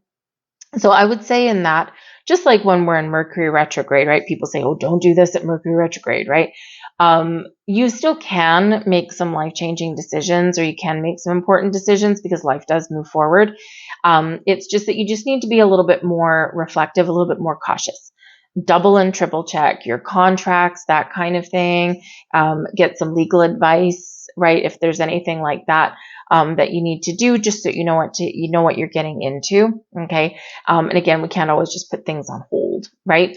So if you do need to make any kind of decisions or made any of those commitments, especially financial at this time, just make sure that you do your homework. Okay, things will work out a lot better for you there. But with the Pluto aspect, there could very much be something coming to fruition for you at this time. And it could be very important for you to just take a step back, just pause and have a look and see what has been going on in the last 6-7 months for you since that new moon that we had in Aquarius at the beginning of the year, right? What has blossomed? What has transpired? Where are you right now? Are you still on the right track? Okay, or do you need to make some sort of change in your world? Okay. We do have supermoon attraction energy coming in here for you. This is great because you're attracting all kinds of wonderful things to you, right? So when we attract, we're not chasing things. We're not hunting things down, right? It's like we're open and we're receptive. So be open and be ready to receive. And if someone has a gift for you, okay, say thank you. Don't question it. Don't hesitate. Just say, wow, that was a surprise. Thank you very much.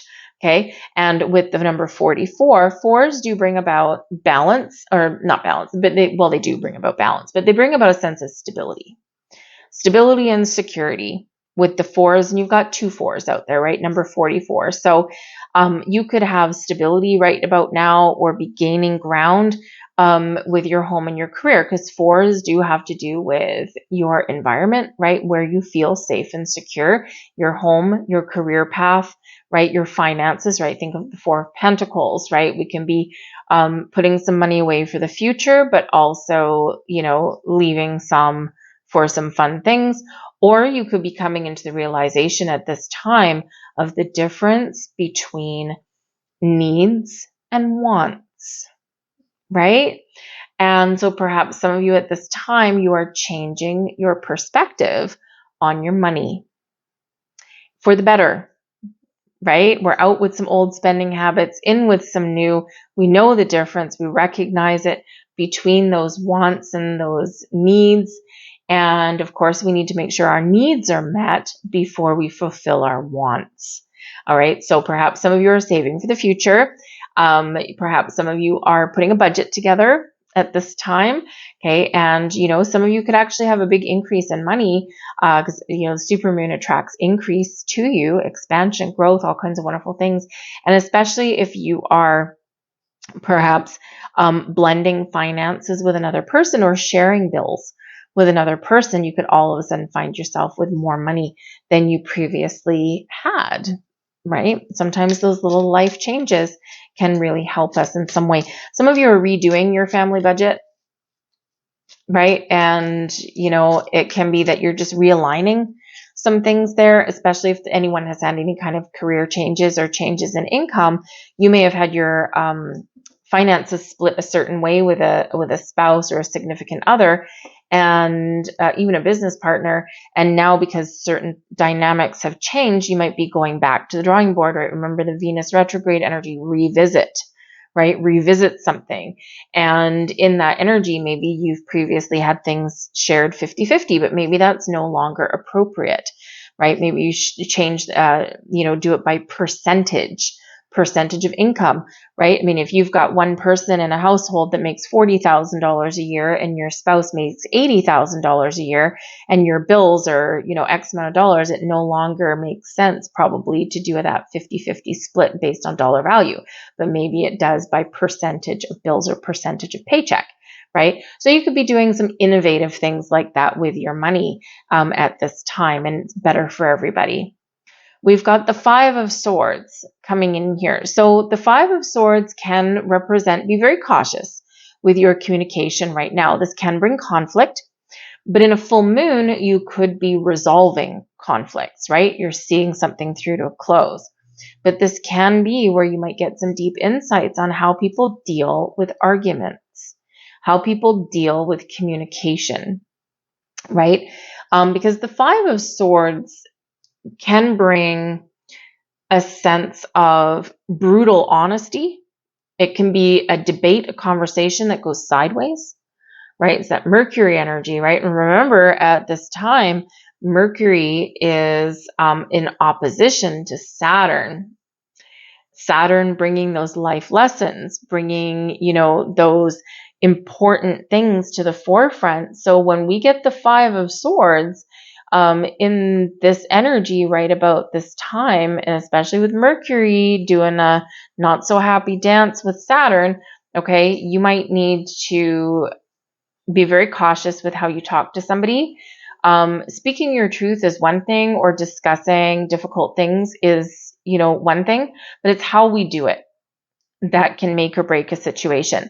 If you come out and if you've got something to talk about with somebody and you come out just gung-ho and just, really aggressive, and truly really blunt, how people receive that message is going to be different than if someone was to come out with something a little bit calmer and gentler. Think of Leo energy. Think of the Strength card. We don't tame the beast. We don't tame the lion with brute force. We tame the lion with kindness, compassion, and by building trust. So this might be that thing where, maybe you've been disagreeing with somebody about something, or maybe there's been some challenging communication that's been going on. This can be your opportunity to turn over a new leaf, to talk about things in a different way, in a better way that maintains everyone's level of peace, and you can be more cooperative in your conversations, right? But there might be a very difficult conversation that you need to have, okay? With somebody, or maybe this is an internal conversation that you're having, right? Because we can have some internal conflict that's been going on. And again, the full moon can either bring something to fruition for you, or it can be where something comes to a climax so that you need to let something go, or you can bring about that innovative change in your world. No way about it, the Five of Swords is a challenging card, right? It's a challenging card, matters of the mind, matters of communication. Remember, it's the last word that hurts the most. And it's the last word that you can never take back. And sometimes in our quest to have the final say, we say things that there's no coming back from. Words hurt. So there could be a healing element there, clearing the air, getting things back on track, apologies, okay? If you've been in an impasse with somebody or with yourself, right? This might be where you're getting clarity and you're figuring out where exactly did something go wrong, okay? But remember, full moons, especially a supermoon, supercharged, right? Supercharged energy.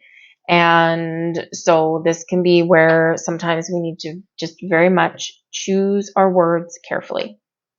All right. And avoid perhaps making huge decisions until some of this energy has dissipated just a little bit.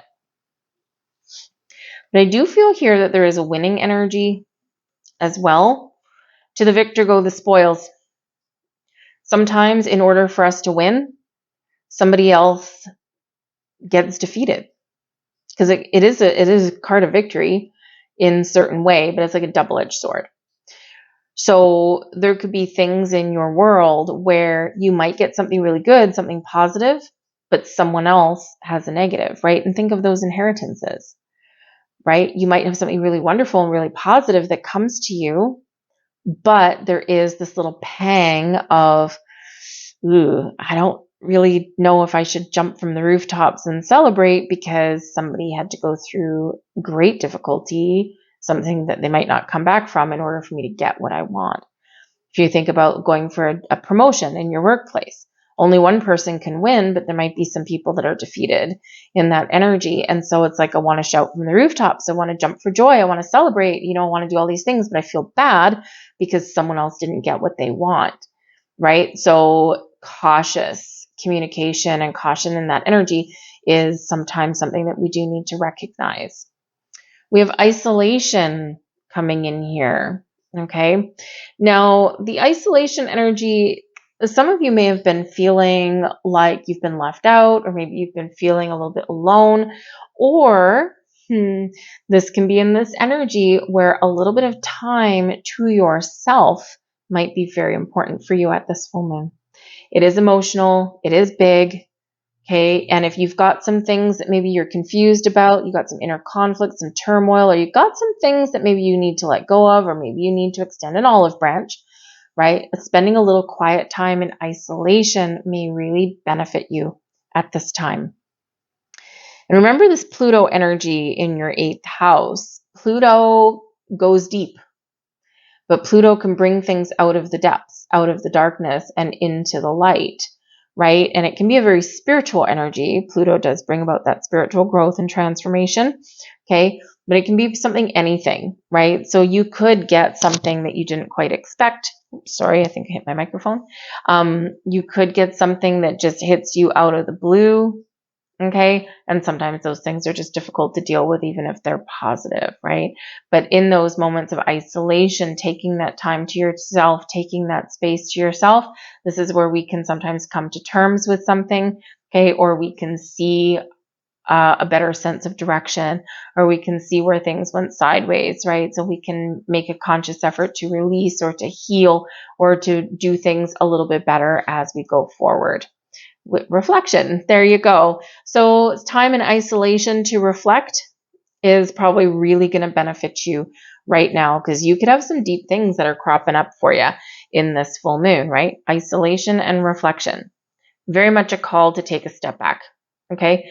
Especially, right, with this supercharged energy that we've got going on. Emotions run high. People say things they don't mean. Okay, all that stuff. And full moons hit people differently, right? Some people love the full moon energy. They embrace it. I love it. I bask in it. I'm like putting myself outside. I'm like, hello, moon, right? But I have a friend. She would just prefer to hide under a desk or hide under her bed and pull the pull a comforter over her and just be like, okay, is the moon gone? Right? So the moon does hit people a little bit differently. Okay. But in this energy of reflection, we can usually get a clear sense of direction. We have space. Look at that. Number 1, you're clearing space. Okay. What are you clearing away that is not good, right? The black is typically a void. Okay. So there may be some things that you do need to clear away in this full moon to create a more positive space within you, more positive space in your environment. Okay. But the space energy can also represent, especially with the black space, there is that what are you filling up your well with, right? Are you filling your world, your well, your emotions, your thoughts with things that are positive for you, that things are wonderful for you? Or are there things that are keeping you trapped, things that are keeping you stuck? It's time to find that space. Reclaim your space of positive energy, positive vibes, right? Because if we don't have space, right, to fill ourselves up with new things, with positive energy and all that kind of stuff, right, we do kind of get trapped. We do get stuck in blocks. So I feel this is very cleansing and purging energy for you in this moon. And what happens when we are in the flow, when we're creating that space, when we're in this reflective energy, when we spend some time alone, this is where we get big ideas, right? So the ideation energy is all about bursting with big ideas, making plans, figuring out what you want in your life, right? And figuring out, I have an idea. How do I make this happen, right? This is expanding of your mind, seeing things a little bit differently. Okay. So I think that you getting some clarity, you might be making some decisions, you might be having some healing, but in this reflective energy, you get a little bit more in the flow. Okay. And this is where you can make things happen for yourself in a very positive way. All right. So embrace those ideas that you have. We all have them, no matter how big, no matter how small. I'm going to leave that there for you. I hope there was something here that resonated on some level. If so, please like, share, subscribe, all that wonderful stuff. I thank you guys for watching. Good luck in this full moon. And we will move on now to Leo. Hello, Leo. Welcome to your full moon in Aquarius reading. Now, this is occurring in your 7th house of relationships ruled by Venus and Libra. So this full moon brings in an energy of reflection for you. Remember, we've got Venus in retrograde right now in the sign of your sign. Okay. And so this is not a time for you to make rash decisions. Okay. Or rash moves. All right. This is a time of reflection, review. Okay. So if you have a relationship that's maybe a little bit on the rocks or you're not sure where it's headed, whether it's a romantic relationship, a business contract, a friendship, partnerships of all kinds, okay, this is a time for reflection. Yes, you might come to some decisions and you may be deciding that, you know what, there's something that I do need to put an end to. But this could just be like a deciding factor. You might not be making physical moves right now. And we all know that, in life, we quite often leave situations mentally, spiritually, emotionally before we make those physical moves. And it's because we need that time and space to pause, to reflect, to make sure that am I making the right decision, right? Because sometimes when we make those rash decisions, they're not always the right ones for us. Sometimes we do have those regrets. So we want to make sure that we don't have regrets, okay, in all of those things. But you could be getting a second chance at something here, right? Because we do have that retrograde energy that is very much front and center. And sometimes you have a second chance at something. So you could have a job that comes up because the full moons bring things to fruition, right? It could be a second chance at a job or, a promotion. It could be that if you wanted to maybe start something new, not that the energy is 100% favorable for starting something new, but remember, you might just be at the planning stages of things. You might be just making some decisions without making any huge commitments and things. But if there's whatever it is that you want to do or try or change in those relationships, right? This can be where something does come to fruition, something that you thought that you had lost, or something that you thought, well, that passed me by. Maybe it wasn't meant for you, but this can be where something does come back into your world because perhaps timing was not supportive of a successful outcome the first time around. This does happen in job opportunities or romantic relationships, right? It's just the timing wasn't right. Sometimes people hadn't finished a certain part of their life journey. Sometimes, we're one step ahead of someone else, right? And when we're not in alignment, right, something's just not going to work, right? So timing is very important for a lot of things. So it could be that timing is very much on your side for something in this energy. So it can be really positive.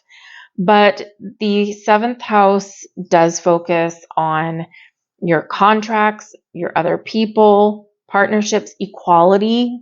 Okay. Do you have balance and equality in your partnerships or even just in your life, right? Do you have that good work-home life balance? If you work from home, when do you turn your computer off? Do you have a timer? Do you take breaks? Or do you get up at 5 o'clock in the morning and start checking your emails with your first cup of coffee?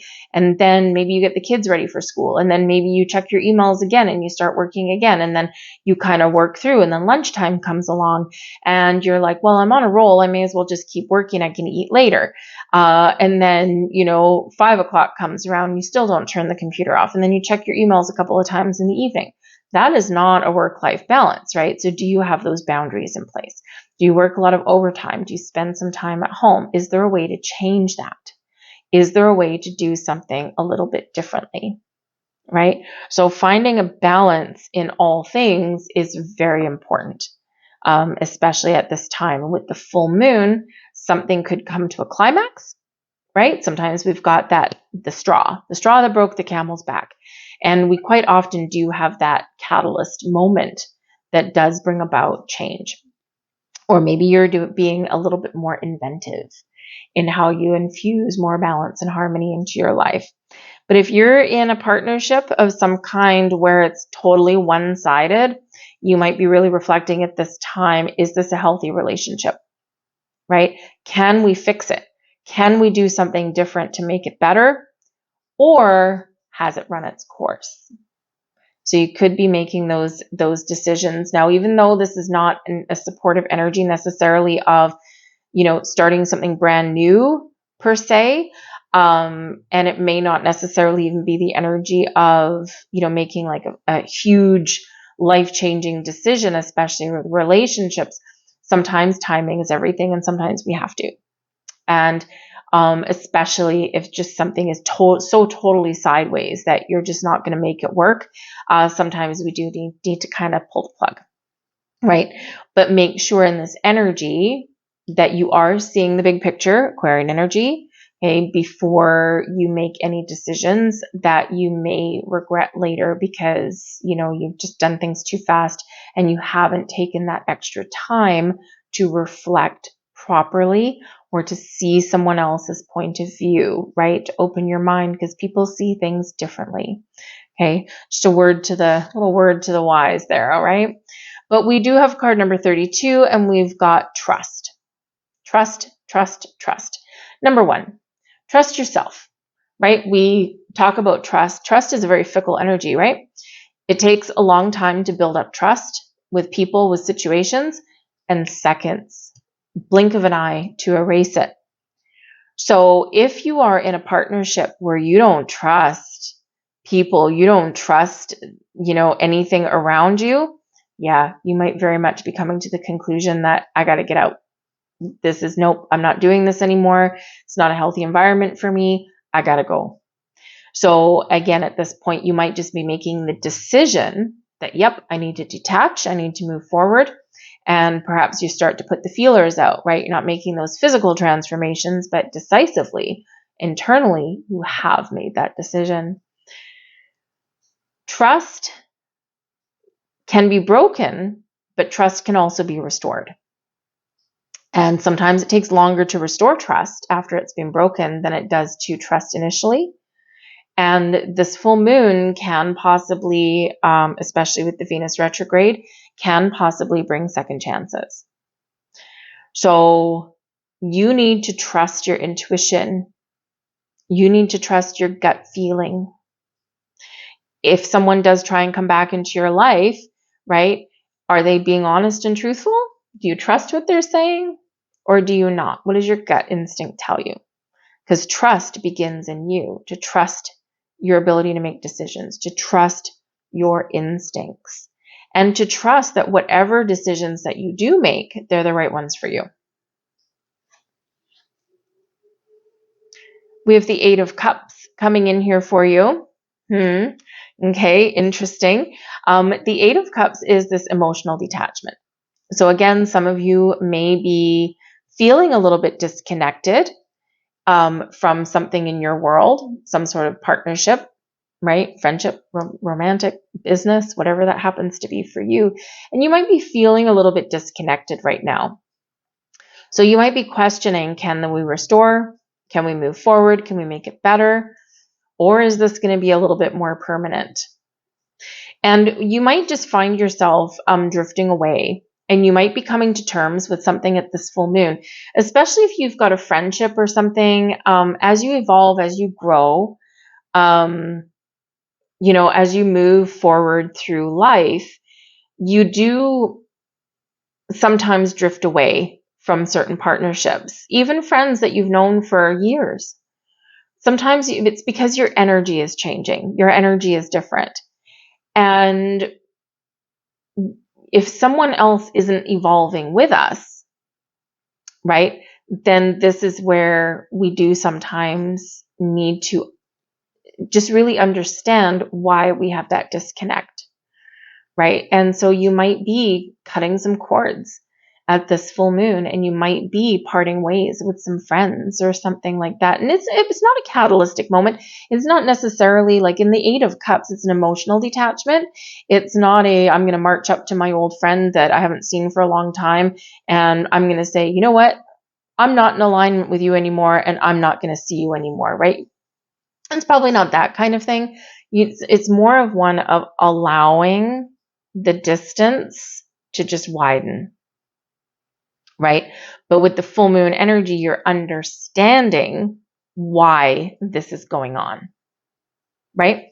So the Eight of Cups can also represent that, you know, again, you are feeling a little bit detached, or you need to emotionally detach yourself from something in your life to figure out your next steps forward, right? Doesn't mean that you can't heal something, doesn't mean that you can't repair something, but something's got to give. Something's got to change a little bit there. So you can get a relationship back on track, but you need to be willing to let some things go.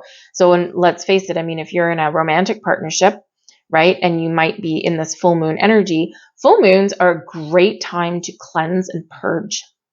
What is bothering you? Are we on the same page? Is there anything that we need to talk about that we haven't addressed yet?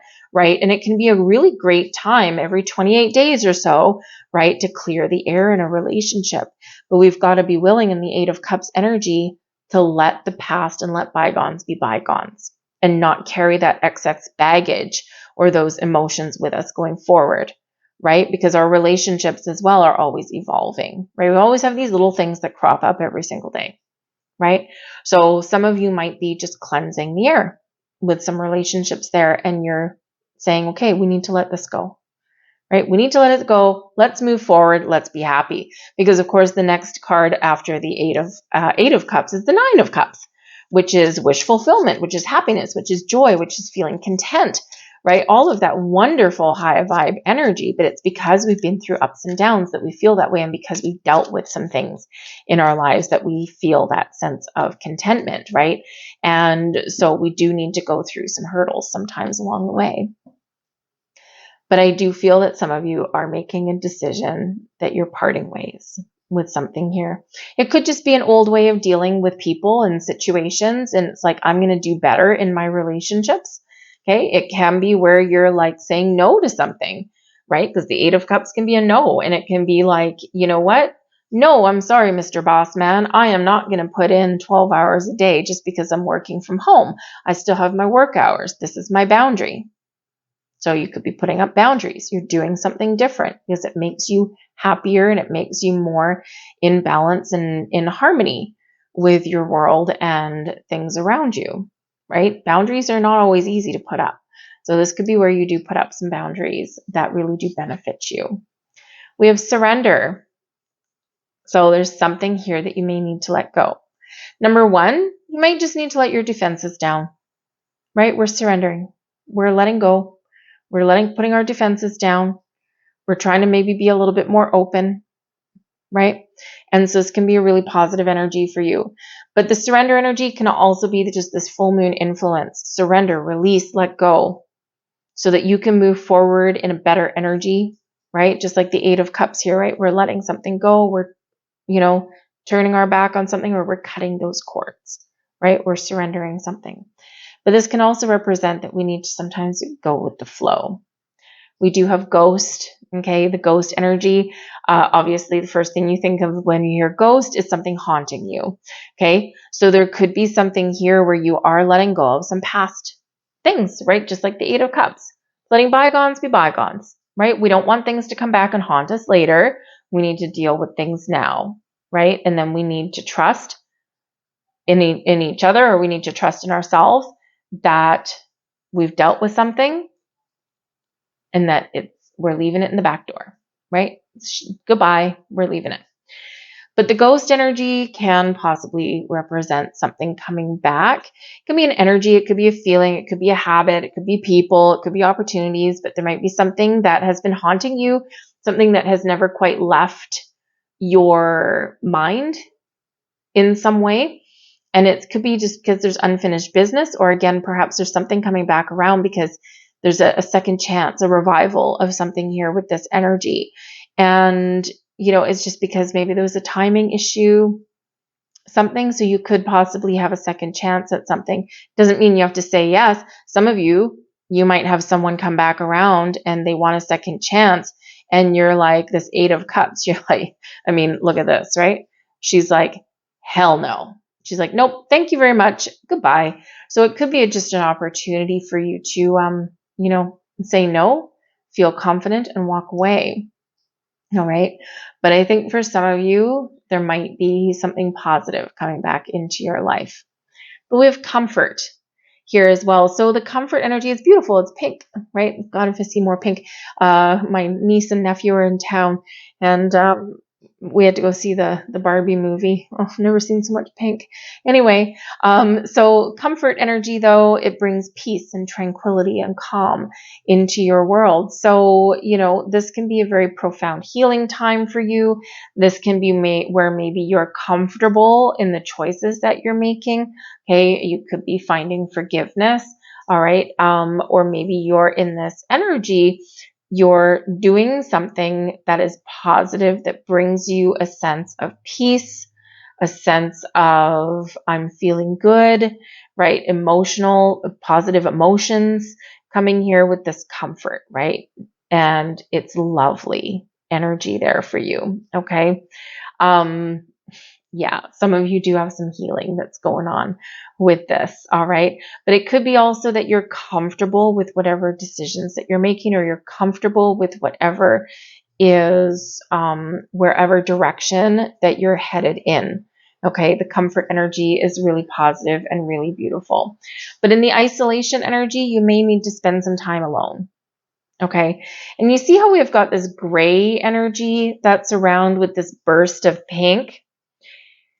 Some of you may be in an energy where you've been feeling emotionally disconnected on some level. Maybe you've been spending some time in isolation, or maybe you've been dealing with some things that have been kind of haunting you for a little bit. Maybe you do have some things, some emotions that are coming to the surface, or some things that have been, kind of clouding your judgment, perhaps somewhere in your life. But there's this burst of pink that's coming in there. It's like beaconing you. Okay, so I think here it's a great time for pause, great time for reflection for you. And I think that you're probably going to figure out your best steps and your best path forward. Okay. And I think you'll get that sense of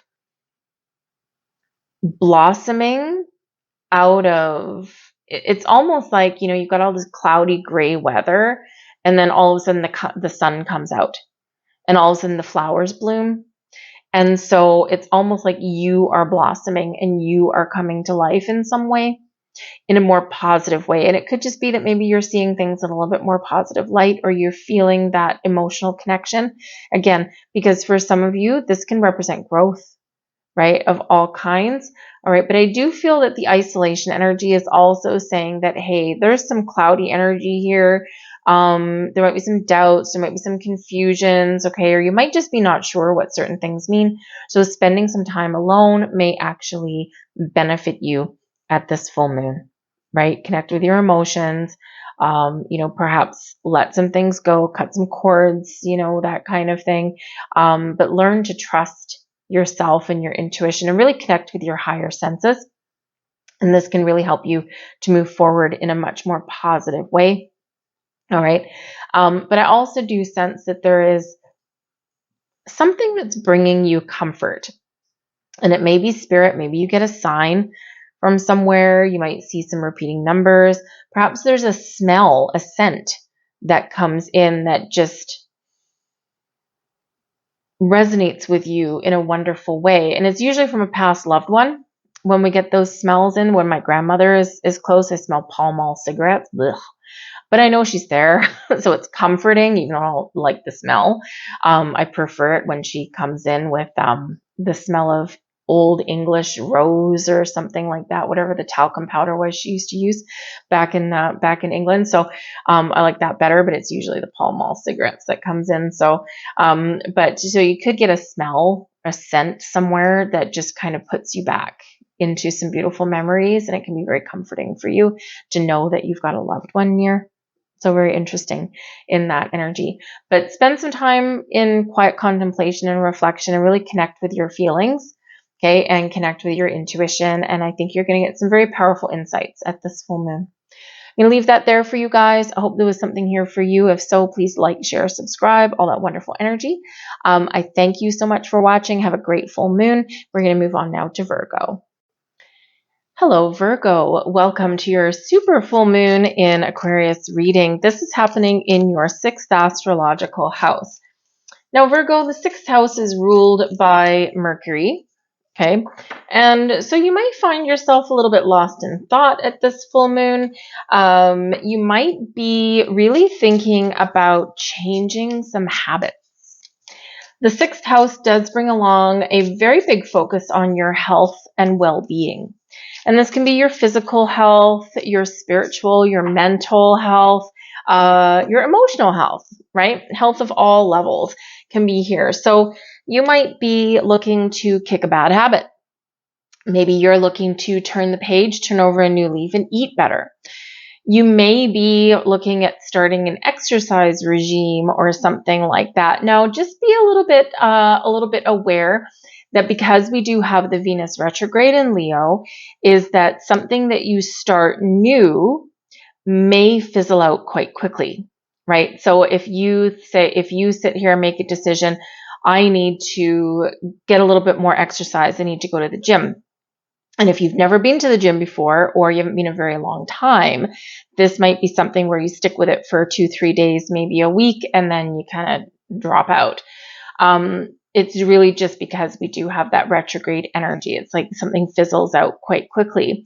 So you may be better off, instead of trying something new, taking a little bit more of an innovative, creative approach at something you're doing right now to make things a little bit better. So if perhaps right now you're maybe walking around the neighborhood every single day, maybe you've got a dog, and you're walking your dog, and maybe you're only gone for 10 or 15 minutes or something like that. So it's something that you're already doing. So perhaps you extend your walks, or walk through a different neighborhood, or pick up the pace a little bit might be more beneficial, because you're enhancing something that you're doing right now. You're expanding upon it. And the full moon energy brings expansion. If you want to change your diet, right?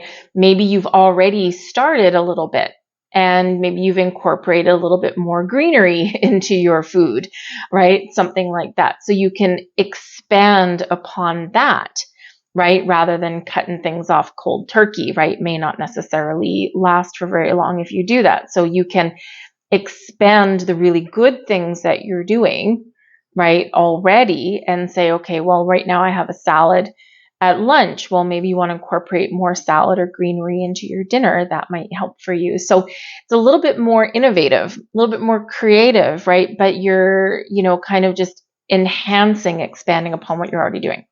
So that might really help you right about now. Okay, but you could just be making some decisions right now that perhaps your daily routine and your daily way of life, there's something that's not quite working for you. Maybe there's something you've outgrown, something that's just not jiving with your energy anymore. And this could be where you're maybe putting a plan in place to make some positive changes in your world, something that does really bring in some more positive energy. But that does bring about a healing energy here as well. So you might be, if you've been to the doctor recently, you might be getting your test results back. If you have been contemplating like, oh yeah, it's been like, a long time since I've gone for a checkup, you might be going for a checkup at this time, right? And, this can really bring you about some information that can be very useful for you. So there can be a whole bunch of different things coming in here. The sixth house can also possibly bring something to do with your pets, right? Which is part of why I said, walking your dog, that kind of thing. So there could be something going on with your pets right now. And, maybe get them a checkup or something, right? If you're in the northern hemisphere, we're in flea and tick season. So maybe you want to get them make sure they're up to date on their vaccinations and all that kind of stuff while you're also working on you. All right. But yes, this can also be where you're focused on being helpful with other people. But because it is a full moon, you might be looking at where in your life you constantly put other people first. And while that is wonderful and noble and commendable, and it's something that we should all do, is help other people, right? But sometimes we do that at the expense of ourselves. So make sure, number one, that you take care of your own needs, your own energy, and then help other people. And it does sound a little bit selfish, but it's not. And I always use the example of being in a plane. And if you've never traveled before, stick with me. At the beginning of your flight, right, the flight attendants, they go through their safety briefing. And part of that safety briefing is, in the event, on the slim chance, if the oxygen masks ever come down from the ceiling, the instructions are always, always, always put your mask on first before helping anyone else. Even if you're traveling with children, right? It seems, well, I need to take care of my children first. Sure. But usually the oxygen masks come out of the ceiling because you need oxygen. And if you put someone else's mask on first, you're not going to have the oxygen, which means you're now not able to help someone else after that, right? So you've got to take care of your own energy, your own needs before being of service to other people. Okay, so it's a very important lesson that we do need to learn through life. Okay, so just a little heads up for you there. So that might be something that you focus on at this time. But Virgo, you could have something that comes in out of the blue. All right, you might be getting some sort of surprise at this full moon. It could be that maybe if you've always wanted a dog or a cat or something like that, it might be that someone surprises you with that. It's because it is a full moon, so it is a completion. Something might come to fruition at this time, but it's something that's already been in the works, right? So you could get something there. But yeah, something could come as a surprise, or something could come a little bit out of the blue. But we do have an energy of release coming in here, beautiful energy. And yes, we do need to release and let go. Full moons are about that. So what do you need to let go of, right? It's more about letting go, releasing, transforming, evolving with that full moon, rather than starting something with a brand new, fresh energy. We're making space, right? We're making space, we're cleansing and purging. So what do you need to release? What is no longer working for you? What are you letting go of? Okay, and this can be a beautiful time for you to blossom, to get a little elbow room in your life, and so that you can move forward in a more positive direction. We've got the Seven of Swords coming in here as well. So number one, the Seven of Swords can quite often come in. Yes, there is a, jump to catch all of lies and deceit and betrayal, and someone has, done you dirty and done you wrong. And while that can come in, okay, that might be part of what you're releasing, trust issues, okay, or past hurts in this energy. But the Seven of Swords can be an energy of non-conformity. And if you look at the very strange creature in this card, that is non-conformity, right? So we've got a sword swallower, right? She's like juggling these swords, and she's going to swallow one and all that kind of stuff. And it's not something normal. It's not something that people normally do. And part of the energy that's coming with this full moon is to be unique, to be yourself. And there is an element of non-conformity. So dance to the beat of your own drum. Be innovative. Be true to your own authenticity, right? It can be a big theme that's coming in here for you. So part of what you're releasing is you're releasing yourself from other people's expectations. That's a big one. That's a huge life lesson, by the way, because sometimes we don't let other people see our true selves because we don't fully trust that they will embrace us for all of our wonderful qualities, but also our faults as well. So this may be where some truth comes to light. This might be where you let go of the veil, the cloak that you've been hiding behind, and you let your wonderful uniqueness shine through.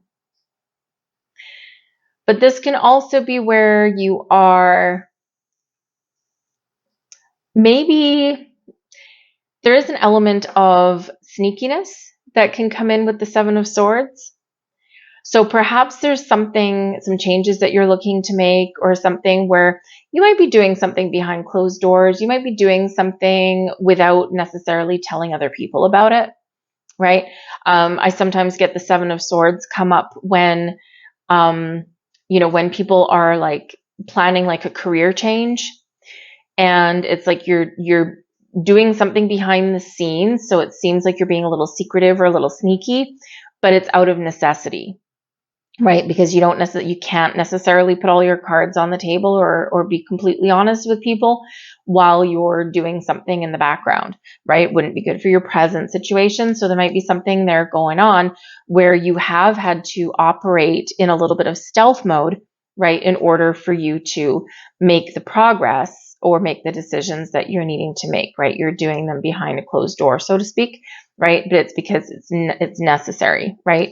And you're not going to, if you're looking to change your job, right, you're not going to get any job security by marching through your current place of business going, I applied for 4 jobs today, right? And then, people get their hackles up and all that kind of stuff. It's not usually a good thing. So some of you could have that going on. And I feel like there's something that may be coming to fruition for you in that, right? Because this is an opportunity for you to change, right? And it's something that you've already had in the works. So, and, of course, we do need to release our old job, right? Perhaps to embrace a new one. So it could be that your, backdoor approach at something may be paying off for you right now. But the Seven of Swords can also represent of someone trying to get back into your life or something sneaking back in. Okay, it can be a return sometimes, but maybe not one you want. All right.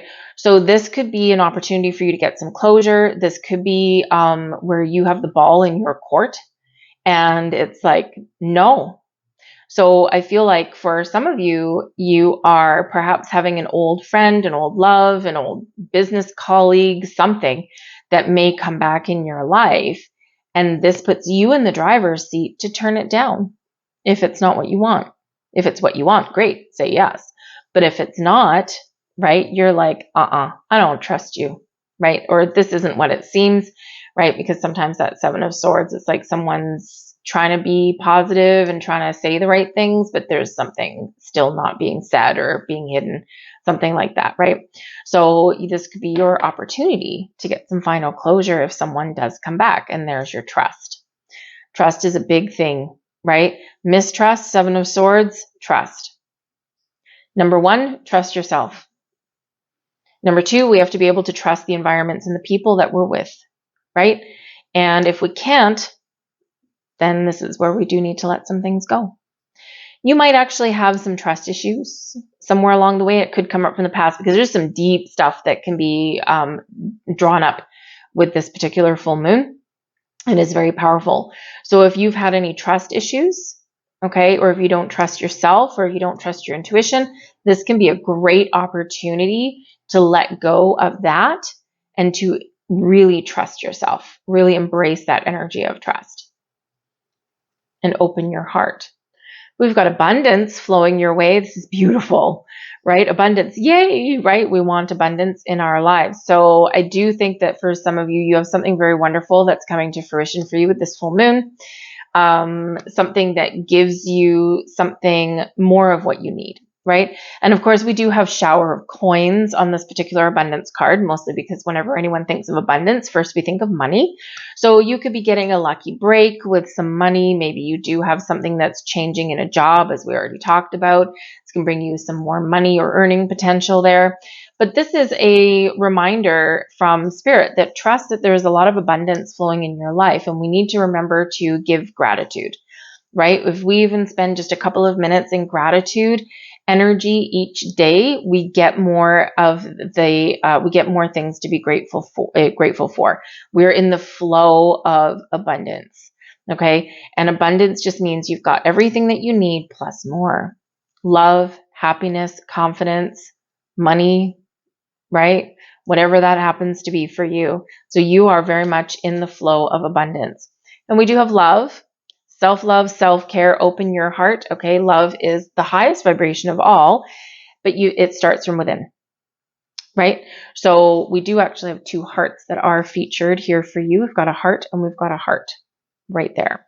Okay. So it could be, considering this full moon is in your 6th house, and this has to do with your health and well-being. Okay. This can be that you're doing something better for yourself that impacts your heart in a positive way. Walking more, eating more greenery, things like that, right? Things that you're already doing or already trying to do. And this could be where you kind of figure things out a little bit. But we do have love blossoming. Some of you may have someone coming back in that wants you back. Okay. But so you need to trust yourself to make the right decision. Are you ready to open your heart? Do you trust this person? Do you trust the situation? If you do, great. If not, release, right? Catch and release. All right. But I do think that some of you are just opening yourself up to love. There's a beautiful healing energy that comes in here. And you're getting yourself in receiving mode with this. Okay. So I think there might be something very positive there. We do have protection. Okay. We don't want to put a padlock on your heart. All right. And we want you to be open. We want you to be in that receiving mode, in that flow of beautiful energy and opportunity that is around you. Okay. And it's okay. It's wonderful sometimes where we do need to protect ourselves in certain situations. Okay. And we do need to, we do need to have boundaries, and we do need to be aware of people or situations that are not operating in our highest interests, right? So sometimes we do need to be a little bit protective, especially of our heart and our feelings. But we do also need to remember that we have the key to unlock that padlock. All right. So I feel like here that some of you are very much feeling a shift where you're going to be feeling your walls come down. You're going to be opening yourself up a little bit more. And you're going to be maybe recognizing that you hold the key to these padlocks, right? And you're figuring out why you're feeling blocked, or why you're feeling this strong need to protect yourself. Okay. But you can unlock that at any time. Okay. Unlock the restrictions. The protection energy can also come around that, hey, guess what? You've got some wonderful things going on in your life. And, yes, you might need to protect yourself from somebody, whether they're coming back into your life or whether they're in your life now. You might have to operate in stealth mode, right, to protect yourself, just so that no one, kind of does anything underhanded while you figure out what it is you're doing in the background. And sometimes you can recognize who that might be at this particular time, but also the protection, you are protected and you're guided. So if anyone is not being honest and truthful with you in your life, especially if someone comes back around, you're going to recognize it. Why? Because you trust your instincts, you trust your intuition, your heart is open. Just because your heart's open doesn't mean that you have to just blindly accept every kind of offer that comes your way, right? But when your heart is open, you're more in touch with yourself, your feelings, your higher self. And that's super important in that. And you know when to protect yourself, and you know when to be completely open and free. So you might be getting some deep realizations at this full moon. So I'm going to leave all that energy out there for you guys. I hope there was something here that was helpful or resonated with you in some way. If so, please like, share, subscribe. I thank you so much for watching, and have a wonderful full moon. We're moving on now to Libra. Hello there, Libra. Welcome to your full supermoon in Aquarius reading. This is happening in your fifth house. You know, the thing is, Libra, your fifth house, it's a beautiful energy. This can be a really pleasant, joyful, and very fulfilling full moon for you. So there could be something blossoming in your world, something that you are harvesting, okay, at this full moon that does fill your heart and soul with some joy. So this is great. Okay, the fifth house is ruled by the sun and Leo. And of course, the sun is in Leo right now, okay, bringing us a sense of having fun, a sense of doing things that bring us pleasure, things that we love to do. It brings us a big energy of creation, right? So you might be brimming with wonderful positive energy right now. You might be feeling extra creative at the moment, or maybe you're just feeling like a little bit more out there, right? You're doing fun things, you're trying new things maybe, and you're just living your best life. You got the zest for life when the sun is in Leo and this full moon in your house. So the fifth house does bring in an energy of being able to express yourself. And of course, we do have this Mercury energy that's here and it's really encouraging you to speak your truth. And so this is a time when you might be really benefiting from expressing your feelings in a very positive, honest, open, truthful way, right? And there's ways to address things with people, or there's ways to talk about things where you can come out. Sorry, there's a very noisy vehicle going by my house. But there's a way that you can express things being combative, right? Being forceful, or you can be kind and patient and compassionate. And which one do you think people are more receptive to? Right? So you can speak your truth, be honest, be authentic, and, really put something out there, express yourself, but in a very kind, compassionate way. People are more receptive to hearing what you have to say. But we can express ourselves in a whole bunch of different ways. The fifth house brings about some drama, but it can be drama in a positive way, right? So perhaps, maybe you've always had a little bit of an inkling for performing arts. And this might be where you get the call that says, hey, guess what? You got the part. Or, hey, guess what? We have an opening. Or, hey, do you want to be an understudy? Right? So there may be something that you've been working towards that can really come to fruition for you at this time. Love and romance maybe blossoming at this time as well. Okay. You could possibly have a second chance at love. Just saying. And in your fifth house, it can be something really sweet, something really positive. And it can be something, because it can bring second chances, right? The Venus retrograde that we're in as well, and the full moon can bring surprises. So this can bring people back into your life. But I feel like this is more of a positive energy than anything else. So either someone coming back into your life, you can say what you need to say and you get some closure. That can be a possibility. But I also do feel like if there's been a missed opportunity or something that you perceive has been a missed opportunity, this can be really pleasant. And quite often, those missed opportunities, especially in relationships, can be a timing issue. So this could just be where the time may be right this time around, right? Timing is everything. We all know that. So it's going to be wonderful. So it can be romance and love in this energy, but ultimately, it is very fun. It is very joyful. So embrace it. We have resistance coming in here. Okay. Now, this is really focusing on opening up. The full moon can help you expand, can help you grow, and can help you release anything that has been making you feel like this, right? So how much better do you feel if you clench your fist, right? Clench your fist like that. Okay. How does it feel? It feels tight, right? It feels tight. It can hurt sometimes, right? But is that receiving mode? No. How much better does it feel just to be natural and just be open and just be relaxed in that energy? So there's been something here that's been creating resistance. Now, this can be within you. It can be something in your environment, something in your world. So I feel like here, this is a beautiful opportunity, a beautiful moon to release any resistance, release fears and anxieties and worries and doubts and just go out and have a good time. Go to happy hour. Go have a barbecue on the beach. Go run around with your dog. Go call up some friends, right? Whatever it is, right? We're letting go of this very tight, very resistance kind of energy, and we're being more open and being more in the flow.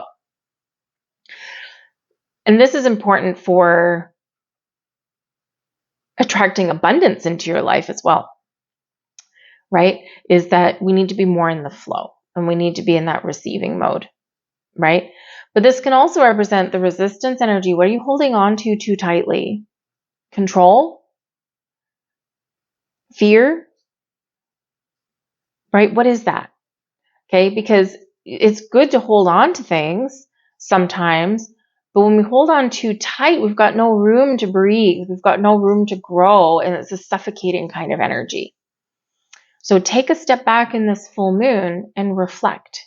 See that big picture. Embrace the energy of Aquarius, right? Embrace that big picture energy, all right? And you will find what it is that is creating this resistance, whether it's within you or whether it's outside of you, whatever that happens to be. And it's a great opportunity to work with that energy and to release that energy. We have Temperance coming here to help you. Temperance is a beautiful energy. It does bring in that Sagittarian vibe, right? Temperance is Sagittarius. And of course, this full moon is happening in the 9th degree, which is a Sagittarian degree. So this can be a little bit of luck on your side, possibly. Okay. But this is also about freedom, finding your freedom, right? This resistance energy, that is not freedom. Okay. So Temperance is here to help you to open up, to realign yourself, to heal, to let go, to find balance in your life, right? And to really be in this beautiful high vibe energy. All right. So it's wonderful. The Temperance card is also Guardian Angel card. So it's almost like Spirit is giving you a little bit of comfort in this energy and saying, you don't need to hold on. You don't need to control everything. You don't need to control the outcome. Let go. We're here to protect you and guide you. We're here. We've got your back. And yes, sometimes times are tough. Sometimes things are challenging. Sometimes things are chaotic. And we've been in an energy for a while now where it's felt like complete chaos for a lot of people. There's so many surprises around every single corner. So your spirit, your angels, spirits, guides, your past loved ones, they're all here to give you a little bit of pat of reassurance on the back saying that it's okay to embrace change. It's okay to go with the flow. You might be confusing. It might be a little bit challenging, but ultimately it's for everyone's best and highest good. And out of chaos comes enlightenment, comes peace, comes healing, comes balance. But we've got to shake things up every little once in a while in order to realign ourselves and get ourselves back on track. But you're being protected and guided every single step of the way. So watch for your signs. You've probably been seeing some already. And if you haven't been seeing some already, you're probably going to start to see them now. Look for repeating numbers is one of the biggest and easiest ways that angels communicate with us. Are you seeing a lot of ones right now? That can be encouragement to get started on something or to stop procrastinating, or it can be a sign that there's something new that's happening. Are you seeing a lot of fives? Fives can indicate that chaos and give you that heads up that, hey, either something needs to change because it's not working for you anymore, okay, or there's a lot of change happening and you need to prepare yourself for the change. But on the other side of that change, there's some beautiful energy and beautiful, peaceful energy, but we got to experience that shift, right? So you might be seeing those repeating numbers right now, and it's important, whatever you're seeing, it's there to catch your eye. Okay. And there's other signs. We can see signs in the clouds. We can see, insects where they don't belong. We can see an animal in a place that's a little bit like, whoa, that was weird, right? My mom died unexpectedly just a few days ago. And the night before she died, we kind of knew that she was gone. And a big black bear trudge through her flower garden. It was 7 o'clock in the evening. The sun was out. People were out playing all this time. My parents live in an area where there's bears. But it came right through the front lot. It was weird. It's not supposed to be there. They never come through that time of day. 2 o'clock in the morning, sure. But not that time of day, and not with people around. It's not a habituated bear or anything. He didn't do anything wrong. And I was just pulling out of the driveway. And as he crossed the driveway, well, obviously he or she, but as it crossed the driveway, it turned and looked right at me. And I got the overwhelming sense of Mama Bear. And kind of saying, what's up? I'm just checking on things. And deep down, I knew right then and there exactly what that message was. So that's something that's out of place, right? And it's those things. What were you doing right then? What was your energy? What were you feeling when you saw those signs? And it's important to tap into that because that can really give you a big clue as to what's going on. What does that sign mean for me, right? Because we do need to reflect on that a little bit. So the universe works in very, very mysterious ways. But I feel there's a big sign coming for you in a very positive way. Very, very positive way. We have faith. Something may be coming full circle for you. Something may be coming around again for you. Or you need to have faith and trust that this cycle, these challenges that you've been going through, they're coming to a close. Okay, to be replaced by calm, with peace, with healing, with some beautiful, wonderful energy. Have faith. In the ebb and the flow of life, sometimes we're up, sometimes we're down. Sometimes we succeed, sometimes we fail. Sometimes things come alive, and sometimes things die. And it's all part of the circle of life. So have faith that whatever path you're on, whatever signs you're seeing, whatever you're dealing with, that it's really getting you in alignment and that things will work out for you. So be open. Be in that energy. Go with the flow. And you'll be amazed what happens. A little bit of magic may be coming your way. The magic energy is beautiful. Number one, your third eye is open. These are very high vibe energies that are coming out here for you. Your higher chakras, very much highlighted for you. So your intuition, your third eye, which where you have your visions, right, of what you want. You can see it in your mind's eye. All right. Activation right here for you. Embrace your magic. You are magic. You are innovative. You can create whatever it is you want to create. Believe in yourself. Have faith in yourself. Loosen those purse strings. Loosen your grip. And allow the magic to happen all around you. We've got cleanse energy coming in here for you to help you get in with the flow. To cleanse, release, to purge, work with water, any kind of water. Now, of course, water out in nature is the best kind of water to help us cleanse, to help us feel more connected. Water, very connected to our emotions, very connected to the moon, very connected to our spirituality, right? It's all in the flow, okay? But water is powerful. And so you can have a nice relaxing bath. If you're by the ocean, sit by the ocean, low tide, high tide. The tides are going to be incredible, right? At the supermoon, the low tide will be extra low and the high tide will be extra high. And in that energy, sometimes just sitting by the ocean, if you're fortunate enough to live by one, right? We can just close our eyes and we can just feel the power of the ocean. We can listen to the waves. It's cleansing. It opens us up. You can have a shower. Right? And yes, okay, purpose of a shower, soap and water, whatever, right? Getting ourselves physically cleared.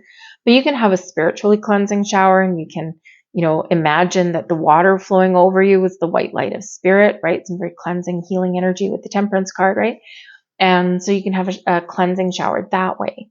You can work on your chakras, right? Cleanse your chakras, guided meditations, work with crystals, whatever it happens to be. There's this big energy of cleanse and purge to help you feel more alive, more connected, help you get out there and have more fun, right? And this can really be where your creative juices are very much getting in the flow as well. And we do have mystery. Now, yes, the full moon can bring about a little bit of mystery, a little bit of magic. Okay. There could be surprises. Right? Full moons can bring surprises, as can retrograde energy. All right. So Number one, you could be just embracing the mysteries of the universe. There's something being activated here within you. It's very wonderful energy. But the mystery could also be that maybe you've been keeping something a secret. Maybe you've been a little bit mysterious about something, right? Is there something that you create? Is there something that you want to do? Do you have a hidden talent that you haven't shown the world? Something may be illuminated for you at this full moon, or you may come out with some sort of announcement. Maybe you are the gatekeeper of a surprise, of a mystery. All right. But there could be just some mystery that unfolds for you right now. Something a little bit magical, perhaps. So embrace the mystery, because it might be quite exciting for you or very enlightening for you. It's a beautiful, I got to tell you, with these energy cards that are coming out right here, you, hands down, have the absolute best ones. All in the purples, all in the blues, all the very high vibe energies, your higher chakras here. So you might be pay attention to your dreams, pay attention to those signs, right? There's something very prominent that's happening. You could just be gaining clarity and insight. You might just have a vision, right? Your third eye, boom, activated, right? Whatever you can envision, you can create, whatever it happens to be. You might be unlocking some deep mysteries within you as well here with this. So it's very exciting energy for you. I love it. Love it, love it, love it. So I'm going to leave that there. I hope that there was something here that resonated with you on some level. If there was, please like, share, subscribe, all of that kind of stuff. Helps the videos get seen, is what that really does. Helps my channel get some views. That would be really nice. But I thank you so very much for watching. I really do hope there was something here for you, and I wish you all the best of luck in this full moon. We're moving on to Scorpio. Hello there, Scorpio. Welcome to your full moon in Aquarius reading. Scorpio, you're going to feel this one, okay? This is happening in your fourth house. Now, your fourth astrological house is ruled by the moon, okay, and also Cancer. So you might have some emotions that are coming up to the surface, okay? And, you're probably sitting there going, oh my good Lord, I have been through the roller coaster through the last little while. Can I just be done with the life lessons? Can I be done with all this for the moment? And you got a little bit of a reprieve, and now we're kind of throwing you back in that energy just a little bit. But this can be a wonderful thing to really be able to, how should I say, to let something go, or to heal something, or to address something once and for all. Okay. So it could be something that's been ignored for a while. It could be something that has just been pushed aside. Okay. Or something that is maybe an old triggering event or something like that for you, because your fourth house does have to do with your foundations, your home, your sense of security, your privacy. So your private life, the things that you keep to yourself behind closed doors. This can have to do with your family, parents, childhood. So this could be something that does come up, right? Because this Aquarian energy is dredging something up from beneath you. And so there could be something to do with family, maybe your childhood, that does get dredged up, or maybe there's some memory that comes to the surface and you're like, oh man, I totally forgot about that. And it can be something that you can be unlocking something for you right about now, right? And through past traumas and hurts and things like that, we can unlock, oh my God, now I know why I do this thing. Now I know why I react this way. So it could be a great opportunity to get something out in the open and to rediscover you in a healthier way. But this brings you out your ancestry as well. So you could have a little bit of a mystery here, Scorpio, that does come to light in this. It could be maybe you discover something about, where your family tree. You could discover something about, your grandparents or great grandparents, something like that. So it could be some family secret maybe comes to light for you here. Okay. But yeah, it could be a very emotional moon for you, unfortunately. And because you are a fixed sign, in a fixed sign, super full moon, right? There's maybe a little bit of resistance in there. And the best way to navigate this energy of this full moon is to be open, ground your energy, connect with nature if you can, work with crystals, whatever works for you. Okay, just ground your energy and try and go with the flow. Don't resist any emotions that are coming up, or, because when we resist, right, we create more blocks, right? We don't want to do that. It can be a big healing energy, a big opportunity to cleanse and purge. But you could be having something come to fruition for you right now that has to do with your home, or your family. You could be closing a deal on a house, right? Maybe you've been having something in the works, right? And you're looking to move to a better location, a better neighborhood. You could be moving people in with you, right? And with this full moon being a culmination of something, it's a time of harvest, right? This can be something that's been going on for a while, and now you're getting that completion, right? So a relationship going to the next level, maybe you even want to redecorate or something like that. That could be it as well in your fourth house. Okay. But, maybe you are, kind of spending some extra family time right about now, right? With your children or with your parents, because there is a very nurturing, loving energy. And the fourth house can have to do with the nurturing parent in your life. Okay. So, if your significant other, if you have one, if they are the more nurturing force behind your relationship and your family, this can be a time when you're a little bit more focused on them. Maybe do something nice for them to give back. This could be a nurturing parent. Cancerian energy is very much associated with the mother, but it's not always the mother, of course, that is the nurturing parent. It just depends on the family dynamic. But it could be where, if it's your mother or whatever the nurturing parent is in your life, this could be where you give back to them, or where you're focused a little bit more on them and that family, and maybe possibly healing some family dynamics and some family relationships could be there for you as well. But this is where, you do focus on your foundations, you focus on your strengths, and, it's like, okay, we've built this foundation, we've got this great energy, where do we go from here? So again, there could be something that is blossoming for you in a very positive way, okay, but there are some deep-rooted emotions that come with this as well. But you could be wrapping up something there and getting a little bit of closure. We have the energy of surrender. So talk about closure. We don't fully have closure until we're willing to let something go. And of course, Scorpio, sometimes you do hold on to things. You hold on to grudges, right? It's like, I don't get mad, I get even. We got to surrender that. We got to let it go, right? No, we're not going to move forward harboring feelings of revenge, or I'm going to get you back, right? Sometimes we do need to find that forgiveness and healing in our hearts so that we can move forward in a healthier way. Surrender energy can also just be about being open, being receptive, being in the flow of the universe so that we can attract abundance and positivity and wonderful things into our lives. So what is it that you need to surrender to, or what is it that you need to surrender and let go of? Where do you need to make that space in your life? We also have the 9 of Cups. We need to make space in your life because there is some wishes being fulfilled, some wish that is granted. So think back to that Aquarian new moon that we had in January.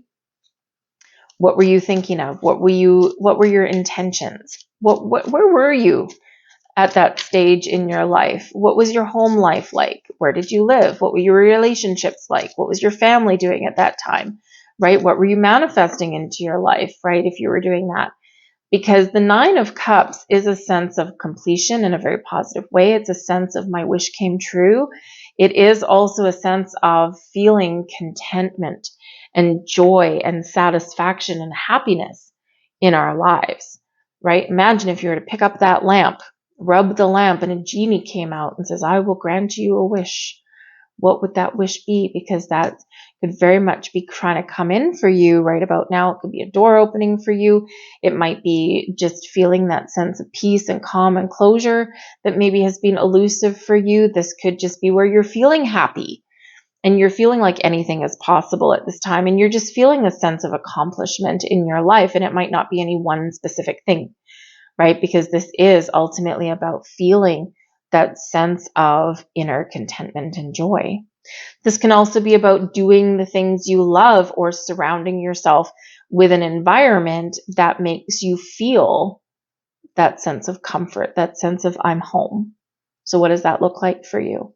For some of you, there's some big changes in the wind. Again, some of you, something coming to fruition, but others of you, there's just this big kind of energetic shift for you. And I think that if you have been feeling lost or stuck or trapped or things that have been chaotic, right? I mean, we do have some very intense emotions that may be coming in here for you with this full moon, but it can actually be a wonderful opportunity to recognize what makes you happy or to recognize what has been blocking your personal happiness and your growth through life. So it can be very important in this full moon. It might be a little bit uncomfortable, but I think the dynamic of it and the energy of it is very profound for you. So you might be getting some clarity on something there as well. We do have faith coming in. Keep the faith. Now, the faith energy that comes out of this particular deck is all about cycles, right? We go through many, many cycles in life, and eventually everything all does come together. Everything is interconnected in one way or the other. Our past is connected to our present. Our present is connected to our future. All of the energy isn't active right at that time. Our only active energy is our present energy, right? But in the circle of life, we have our ups and downs. We have our good times. We have our bad times. We have our hurts, but we have our healing as well. We have good fortune. We feel like we have bad luck sometimes. So when we keep the faith, we trust that everything is happening for a reason, that everything is connected, and that these cycles in our lives, because we're in the ebb and flow of the universe, the cycles that we're in are temporary, and they will sometimes come back around again. So we're never down forever. We're sometimes not up forever either, right? And when we're in the flow, we're more able to embrace the cycles of life and navigate them a little bit easier. So keep the faith. We have ghost. So ghosts from the past, okay? Something may come up, something that might be haunting you. Okay, when we have the ghost energy, this is something that is coming out that needs to be addressed. This can be where you recognize blocks, you can recognize things that do need to be healed. It's where you can recognize some traumas. The ghost energy can sometimes be someone coming back or a situation coming back around again, whether it's a person or a situation, something like that, or just some energy coming back around. But it's our opportunity to face our ghosts, to face our fears, to face what keeps coming around and to deal with it once and for all. So what are you haunted by? What keeps coming back around again? Right? The ghost energy for me, especially with faith coming in there right there, can also represent for me that you do have some past loved ones, some ancestors that are keeping a close eye on you, a close watch on you. And so you might have already been experiencing some strange happenings, maybe some odd smells every once in a while. Perhaps, you might find things out of place in your home, or maybe you just get like a feeling, just a sense that there's someone by. And Scorpio, a lot of you are very, very, very psychically inclined, whether you know it or not. So when you feel those little hairs sticking up on the back of your neck, or when you feel those little goosebumps on your arm and you're like, woof, the little chill down your spine, right? What's that old saying, right? Oh, when you get the chills down your spine or something, right? They say, oh, someone just walked over your grave or whatever, right? But this can sometimes be an energy there where you do have someone around you spiritually. Okay, so they could just be checking up on you. Maybe they're giving you some guidance, or maybe they're just making their presence known. Especially around the full moon, the veil tends to be a little bit thin. So it's a great time for meditative practice. It's a great time for any kind of spiritual practice. And it's a great time to light a candle and talk to your past loved ones, because they are making their presence known in some way. Let's see what our next card is. We've got trust. Trust is a very important energy. Trust in the universe. Trust that your needs will be met. Trust in your processes. trust in those cycles in life, trust in yourself, and trust in other people. Trust your intuition. Trust if you're seeing any kind of signs or anything like that anywhere. Trust that there's a message there for you. It's not a coincidence. We quite often as humans dismiss things and we say, oh, it's just a coincidence. No, everything happens for a reason. So trust is very important. There might be some old trust issues that maybe you have with a family member or something, and maybe now in this energy of the full moon, because there is an energy of change and innovation, you're changing how you deal with certain people in your life, right? They're still your family. Maybe you still have to see them at certain events, but maybe you don't need to, you don't need to, how should we say, put blind faith in them. Right? It's like, okay, we got to be a little bit cautious of this person because everything that they say, you got to take what they say with a grain of salt, right? And you're trusting your instincts. You can trust when things are right and trust when things are wrong, okay? And you also trust that you know better now how to deal with people in your world that may not necessarily be on the up and up. But I think Spirit's encouraging you here. Number one, trust your signs. I think there's some healing energy coming in here for you so you can be a little bit more open and more trusting instead of skeptical, right? So that's surrender energy. Spirit's trying to open your heart here is what they're trying to do. And we do have death coming in here for you, okay? Now, no, it does not mean that you are going to die, okay? The death card means an end, an ending, a final chapter, a closure of things, all right? And ghost and death and trust and have faith. Yeah. Some of you got someone looking over your shoulder. You know they're there. Okay. They're making their presence known to you and you may have been ignoring it. You might be seeing feathers. You might be finding coins. You could be seeing those repeating numbers. Maybe there's an animal or an insect where it doesn't belong or in a weird place at a weird time. Whatever it happens to be, okay, there's something here to do with some ancestry. Maybe you're uncovering some old family secret, right? That's always interesting, okay? So you could have all that going on. But the death card does mean an end to something, and full moons are about things coming to completion. So either you are completing something, you're putting an end to something, you're letting something go so you can move forward in a better direction, right?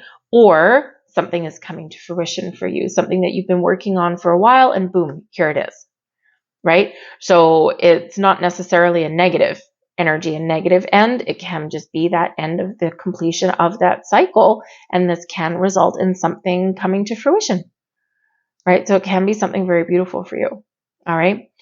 But yes, the death card can be really attached to that surrender energy. Something's got to go. It's not working for you. It's keeping you at a dead end, right? So what is that for you? Open your heart, trust your instincts. You know what that is probably. Find a quiet space to contemplate, to meditate, ground your energy, okay, and try and embrace this flow, this cycle, okay? Not always the easiest thing to do, but I have faith in you, Scorpio. I'm going to leave that there for you. I hope there was something here that resonated with you on some level. If there was, please like, share, subscribe. I thank you so much. Have a great full moon, and we will now move on to Sagittarius. Hello there, Sagittarius. Welcome to your super full moon in Aquarius reading. This is happening in your third astrological house ruled by Mercury and Gemini. So this is all about your mind. So you could have some ideas that are coming to fruition right now. Maybe there's been something that you've been working on and now you're starting to see things take shape, or maybe you're finishing up a project. This can be where you're focused a lot more on communication. You could be clearing the air with someone around you. Maybe you're expressing yourself a little bit better. Maybe you're being open and honest with somebody in a more positive way. Okay, but you could also be changing how you do communicate. You could also be changing your mind. Okay, it can be that, right? Because there is an element of change. So some of you might be feeling a little bit rebellious in this energy, right? That Uranus influence. Okay, but you could very much be having something come to fruition for you. And this can be something that you've been working on for a while. The third house does have to do with your communication, your thought processes, okay, your ways of thinking. It can have to do with your community, right? The people that are around you, the people you communicate with or socialize with, or the community in which you live, right? So maybe you're feeling a little bit more sociable. Maybe you're feeling like, you're getting yourself out there, or perhaps because it is a full moon, right? Full moon can bring something into your life, bring something to fruition, but it can also be where you do let things go. So you could be looking at your community, your neighborhood. Some of you are maybe moving, okay, or you are being a little bit more social in this energy. You could also look at community groups and things like that you belong to, and you might feel that, this one no longer resonates with me. I don't feel like I fit in here anymore. And you're like, okay, I need to let this one go. So maybe you're trying to simplify your life on some level in this energy. Some of you with the third house, you might be going on a little bit of a trip. And probably a shorter trip. The ninth house is usually where we go on the big, long overseas journeys or those longer vacations. The third house is those little quick weekend getaways, or where we, depending where you live, maybe like hop on a plane to Vegas or hop on a place to Monaco or something like that. All depends where you're situated, right? So it's like a little quick jaunt somewhere there. It can be really quite fun. And so this could be something blossoming for you in that area right now, okay? The third house does have to do with your social life as well. So again, you might be, maybe you've had some things on the go, you've been really busy, and now with this full moon, right, you're creating a little bit more space and time to get out and socialize with people around you. So you might actually be a little bit of a social butterfly right here at this full moon. There, Gemini. Okay, but you could also be expanding your mind in some way, right? You might be giving birth to, new ideas. You might be a little bit lost in thought there as well. Okay, but you could be getting clarity in this full moon, right? So something that's been elusive to you can become very clear right about now. Okay, so all kinds of interesting things going on for you guys there. So whatever your situation is, be honest, be truthful, be open, be receptive. Watch your words, because it is a very intense full moon, and because you do have Mercury, that ruling Mercury planet in the third house, we do want to be a little bit cautious with our communication, right? I mean, you might just be like a chatty Cathy, and you might just be feeling really, you got the gift of the gab around this full moon, but other people might not. So just remember that sometimes emotions can run a little bit high, and words have a lasting impact, right? They stick with you. So for some of you, you're letting go of things that people have said to you in the past. And you're like, I'm not going to let that affect me anymore. I'm not going to let other people's opinions or ideas sway my convictions anymore, which is great. I'm going to let go of those negative things that people have said to me, right? Boom, out the door with the full moon. We can certainly release that. All right. But just remember that whatever your situation is, be honest and truthful, but sometimes we do need to watch how we say things, right? So that things don't get misunderstood, and so that we don't accidentally, unintentionally hurt someone's feelings with what we're trying to get across, right? So kindness, compassion, and patience is going to get you more results that you want than forcefulness, right? Or combative kind of energy. So just remember that, okay? We do have wisdom. So you have the wisdom to know when to speak, the wisdom to know when to be quiet, okay? But ultimately, you do have a lot of wisdom in you. And so this is where, this person here is standing on a bunch of books and reaching for the stars. And because this is in your planet of the mind, of your communication and your thoughts, okay, you could be getting clarity. You might be getting deeper level of understanding about something, or perhaps you are figuring out one of those life lessons that we all have to learn as we go through our days, our journey. But ultimately, you have an ability here to tap into some profound wisdom that already resides within you. 22, card number 22, which is what that is a master builder number. A master builder number reminds you that whatever decisions that you're making in your life, you have all of the wisdom, the skills and the knowledge that you need, that you've acquired through this lifetime and past lifetimes, to make the right decisions, to make the right choices for yourself. Trust your inner wisdom. no matter what you are, no matter where you are in your journey. But I do feel there's a little bit of an expansion of your mind here. So there's something here that you might be learning. We've got the Two of Wands here as well. So the Two of Wands is an energy of where you have an idea and you're putting a plan together. So you could be formulating some strategy around this full moon, or you could have some previous strategy, some previous plans that are coming to fruition. With the Two of Wands, we have an open mind, we have an open heart, we look at things ahead, our obstacles and our blocks are removed, and the path is wide open. Now, that is another number 2, so there could be some important decision that you're making at this time. And you've got the clarity, the wisdom, and the resources that you need to make the right decision for you. So very interesting. Some of you may actually have some opportunities or something blossoming in your world, and maybe you need to choose one or the other, right? So that Two of Wands, it's like, stay open, right? Stay open, get your information right, and then you can make the right choice for yourself. You might also just be needing to choose a direction, right? Do we go here? Do we go there? Do we go left? Do we go right? Right? So some decision-making process there. Okay, but you do have 3 twos, 2, 2, 2. So look up the deeper meaning of 222 because there's something significant there for you. Twos are, of course, about duality and balance and harmony in your life, but they are also about important decisions, and they can also be at a crossroads, right? Two paths. Which path are you going to choose? We have isolation energy coming in here. So some of you, again, maybe you've been feeling a little bit isolated or closed off for the last little while, and now this is where you're going to spread your wings and you're going to be a little bit more sociable and chatty and all that kind of stuff. And this can really break you out of your shell. You aren't usually in your shell, but hey, we all go through things, right?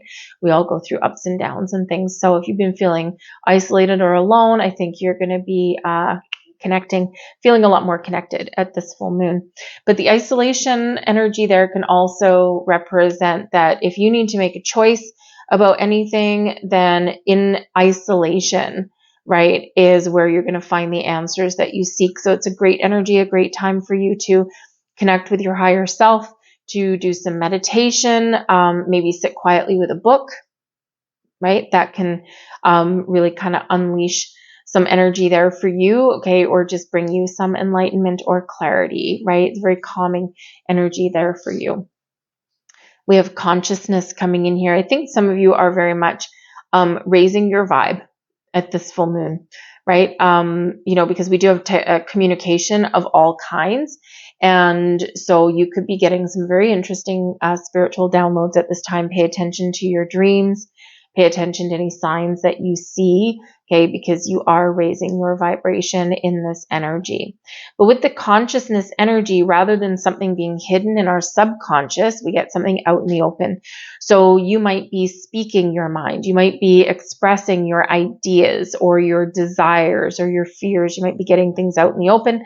Something may also come to light for you in this energy here as well. All right. So very important energy there for you. I did forget to mention your third house also has to do with technology, like your devices. So at this time, because the full moon can unfortunately bring endings, okay, there might be something going on with your computer, with your cell phone, with your TV, right? Some sort of technology, some sort of device that you use to utilize technology. So this could be where you actually communicate better through some technology, through your devices a little bit. If you're, maybe because there can be some possible journaling and things like that, writing things down, and maybe you use technology to do that. You might be getting some of you might be having some technology issues right about now, or maybe you've been saving up for a new device and some new electronics, and this is where you might make that purchase for yourself. Okay, you might even get a surprise. Maybe you get something on sale. All right, but your consciousness energy here can definitely be a shift in perception for you, right? You're seeing things in a different way. You're seeing things in a different light. You're seeing the big picture, right? Your mind is open, right? And you are gaining new insights and perspective on things in your life. We do have the cleanse energy coming in here for you. Beautiful energy to put you in the flow. Okay, the cleanse energy shows that there's something here. There's a cleansing, the purging, a healing for you coming in here, and removing of blocks and obstacles. Okay, so it's a really wonderful energy. This can prepare you to receive deeper insights. All right, but the cleanse energy is very connected with water, very connected with your emotions. And so this can represent that you might need to work with water in some way at this time. A lot of people make moon water at full moons, even new moons. You can make some moon water. And it's really as simple as, filling up a receptacle with some water, setting your intention that you're going to make moon water, whatever you want to use it for. You can use it for manifestation. You can use it for cleaning. You can drink your moon water if you want, as long as it's clean, right? If you put it outside under the light of the full moon, just make sure that you put a cover on it so nothing crawls inside or something like that, right? But then you can put it in your fridge and you can drink it. If you want, you can clean your house with it. You can use it as a room spray, right? Whatever, right? But it can really be as simple as setting your intention.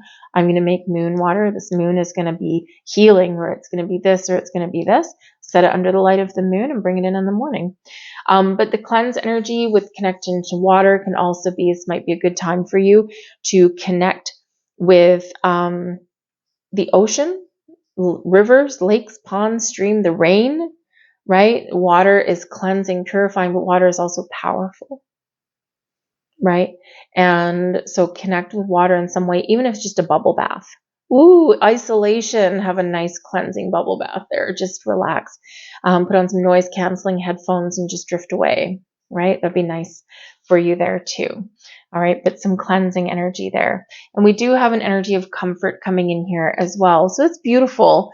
The comfort energy is like the light at the end of the tunnel. It's where you feel like you're a little bit more free. It feels you're very positive. You might be getting a gift. We do have flowers on that particular one. But this is like the cleanse and comfort energy. And it's one of being calm and being at peace. So there could be a peaceful resolution to something here. You could just be feeling a sense of calm and peace, okay? Or maybe something is blossoming in here for you and you're just taking solace in the fact that, oh my goodness, my manifestations did come to fruition. It did work. The law of attraction did work for me.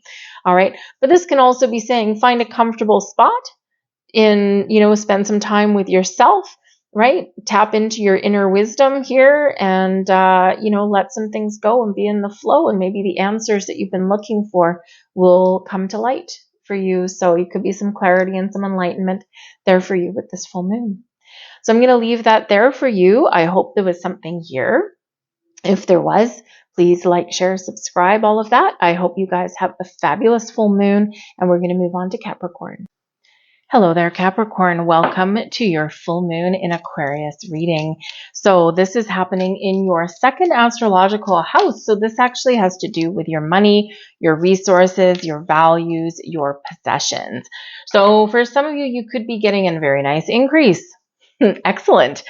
This could be where you get that bonus, or perhaps you get that promotion that you've worked so hard for. You may have some money, some resources paying off for you at this time.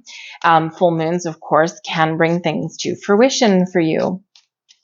But it can also be the end of something, because your second house, it does have to do with your money, your income, so how you make your money, but it also can have to do with how you spend your money as well, and your relationship with money. So perhaps at this moment in time, some of you are having a look at your relationship to your money, your spending habits, and, thinking, is this working for me? Because don't forget, the Venus is in retrograde. Venus rules our, creativity. It's our feminine energy, our abundance, but our resources as well. And Venus is in retrograde. So this is that step back energy, that review, reflect, reassess, okay, all of that kind of stuff. So you might be having a look at things in your world going, okay, am I happy with how I manage my money? Do I balance my budget? Do I overspend? Do I make enough to support my lifestyle? Do you have a healthy balance between, spending money for what you need, but also putting some away for a rainy day? Some of you could have some spending habits that are results from some of your childhood, how you grew up. And if you grew up wanting things and not getting them, maybe your family just didn't have a lot of money, that kind of thing, then sometimes in an adulthood, we can have one of two extremes sometimes. We can either be too frugal, miserly, if you will, and where you put every single penny aside and you don't spend anything and you're just, you're very, very tight with your money. And while that's commendable on one level, right, you're saving up for a rainy day, but at the same time, a little bit too frugal, you're not really probably enjoying life as much, maybe, right? Or you do need to treat yourself every once in a while. But then we can also have the other extreme there where you just spend and buy everything that you ever wanted, right? Because now you have the money. So it's important to find that healthy balance. So this could be where in this energy, with this full moon, that you are having a look at your money, your resources, and saying, do I have balance? Am I, meeting my needs, right? But am I also, treating myself to something once in a while also putting a little bit of money in the bank for the future?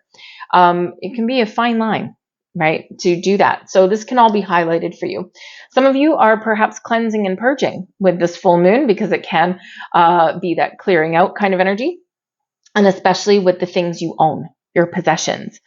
You might be having a look at things around your house and saying, okay, I got too much junk. I've got too much stuff. I want to clear my space. And you might be going through your closets, your drawers, that kind of thing. And you might be getting rid of anything that doesn't mean anything to you, anything that's outdated or it's outgrown or just not important, right? It's like, this is just stuff. And so you could be reevaluating your relationship with stuff, right? The things that you do own. The second house also can have to do with your property, like your house that you own, right? Your investments even as well in this energy. So some of you are closing a deal, right? You're getting some really great things done. Others of you, perhaps you're, really just kind of taking stock of the things that you do own, your net worth, perhaps, right? And you're having a look at things there. So it could be growing, or you could find that, you want to be a little bit more conservative with your money at this time, right? With this retrograde energy. But I think some of you are very much coming into something very wonderful. And it could just be that you're opening doors. It could just be that you are being a little bit more wise with your money, and you're like, wow, you know what? I was wasting money here before, and now I kind of feel like, I'm making some positive change, and, I'm feeling like I'm not feeling the pinch as much, right? So everyone's situation is different, but this is the focus with this moon. So we have sovereignty coming in here with Queen of the Moon energy. Now this is beautiful. This is reminding you that you're in a position of power. You're in a position of strength. Okay, this is a great time for you to exercise your best judgment and to, in some cases, just make some decisions on your own, right? What's good for me? What's not good for me? What do I want? What do I not want? What do I want to change? Where am I feeling good and happy, and where am I not? This does put you in a position of power with this energy and very big connection with that moon. So get ready to receive. You might just be receiving insights and clarity and wisdom, but some of you could be receiving something in your material world, and something that is great, something that is lovely. Maybe you get a gift from somebody. You might inherit a family heirloom, or maybe you're just feeling in this energy that you want to simplify your life in some way. But whatever it happens to be, this is you. You are the queen. Male or female, you are embracing the queen energy to create, to receive, to attract all kinds of wonderful abundance in your life. And we've got the moon here as well. The moon is strong. It's powerful with you. Now, the moon energy here does bring about your connection with your higher self, with your higher chakras, with spirit. So very psychic energy coming in here for you guys. Your intuition is very much at an all-time high. Whenever we do get the full moon, the veil is thin, right? So pay attention to your dreams. The moon can also really highlight our sense of creativity and openness with this energy. But this is about the subconscious. So something hidden may come to light for you right now, or something that you previously have been unsure of. It's been a little bit of like an illusion, something hidden in the shadows, right? You might be shining a light on something. You might be getting the answers that you need, or you might be getting that aha moment that you've been looking for. You could possibly get a surprise. Surprises by their very nature are neither good nor bad. But with the moon in your second house, this could actually be a positive surprise. This may also be a catalyst moment for some of you, because you might get like a surprise bill or something like that that hits you out of left field. And this could just be like a little bit of a shock to your system that you need, that really highlights the need to change your ways, to change your relationship with money, and to change your spending habits, right? So, you can do a lot possibly with what you have. You might need to be a little bit more creative, and the moon does bring about that creative energy as well. But sometimes we do need a catalyst for change. So it could be that you're, paycheck to paycheck, and, you don't have any money saved away, and you like a lot of people are in this boat right now, where it's like one more unexpected bill and you just don't know where you're going to find the resources, right? So you could be reassessing and reevaluating your money situation there, and really trying to make some positive change for yourself. Okay. But I do feel like here there is something coming to fruition for you, whether it's just that insight that you've been looking for, or something in your material world. And hopefully for you guys, you get some money. That would be great. I also do feel that in the moon energy that some of you may have a creative endeavor that you might be able to turn into a money-making venture. There you go. Improve your profits your own way. Maybe selling things to people or something like that. Ultimately, a time of growth for you. The growth energy is beautiful. This is about you growing, maturing. Okay, maybe your outlook on things is maturing a little bit here. But when we have the growth energy, it is slow-moving energy. So there could be something that is blossoming in your life right now that you've been waiting for a very long time.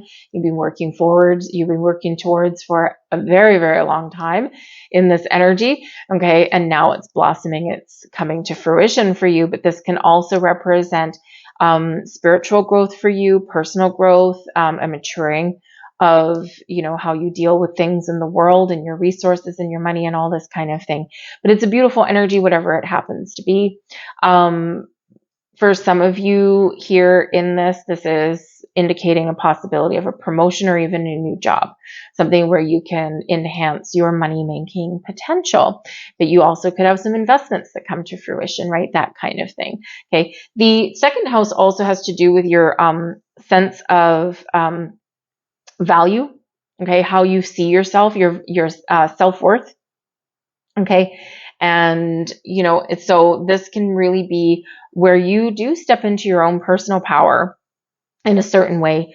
Your worth in this energy. And I think here in this energy, you are not going to let anyone undervalue you, right? It's like, I know my worth. And if I'm not getting what I'm worth here, I'm going to pick up my bags and I'm going to go somewhere where does value me the same way I value me. So this could be quite the turning point for some of you here in recognizing what you should be getting paid for the job that you do. And this can really put you in the driver's seat. Remember this Queen of the Moon energy, this sovereignty energy, right? You are very much powerful and bold in this, okay? And you're very confident in this energy. So sometimes it's easy to get caught in the energy, caught in the trap of where we do let people undermine us or underpay us for doing the jobs that we do and things like that. So this could really be that turning point for some of you where you do open new doors of opportunity for yourself, because you have a lot to offer and you have a lot to give and you deserve to get what you're worth. And I think you're understanding that. We also have cleanse energy coming in here for you as well. And the cleanse energy really does show a big connection to water, as does the moon energy. So you could very much benefit from connecting with water at some point throughout this full moon cycle. So this can be sitting by the ocean, right? The ebb and the flow of the tides at the supermoon is crazy, right? You get some really great tides. They're at their extreme. Okay, the low tide is extra low, the high tide is extra high. So by sitting by the ocean, if you're fortunate enough to live by the ocean, you can really harness and embrace the power. The salty air is very cleansing, very purifying. And so it's great energy, reminds you that there's forces that are at work that are bigger than you, right? And sometimes we have to allow them to do their thing. Also connecting with any other kind of body of water, right? Rivers, lakes, ponds, streams, rain, right? If you're not by any of those, a cleansing shower, a bubble bath, right? And, any of that. And failing that, you know what? Make moon water. Okay, we quite often do make moon water at the full moon, and it's very simple to make. You don't need any magical potions or spells or anything like that. It's all about the power of your intention.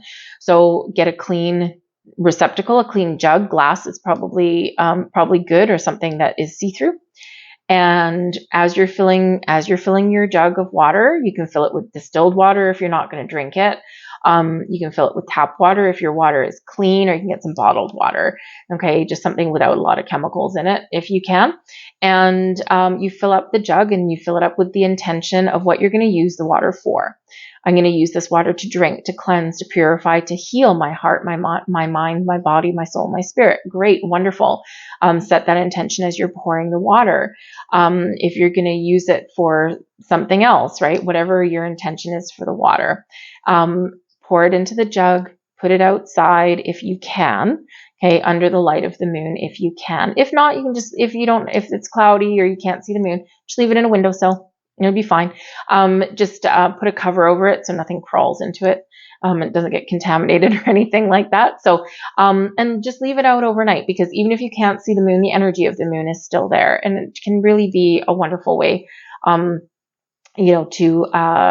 have some beautifully cleansed, full moon charged water in your possession. Okay. But this is a cleansing energy. Cleanse and purge, release obstacles, blocks, and to be more in the flow.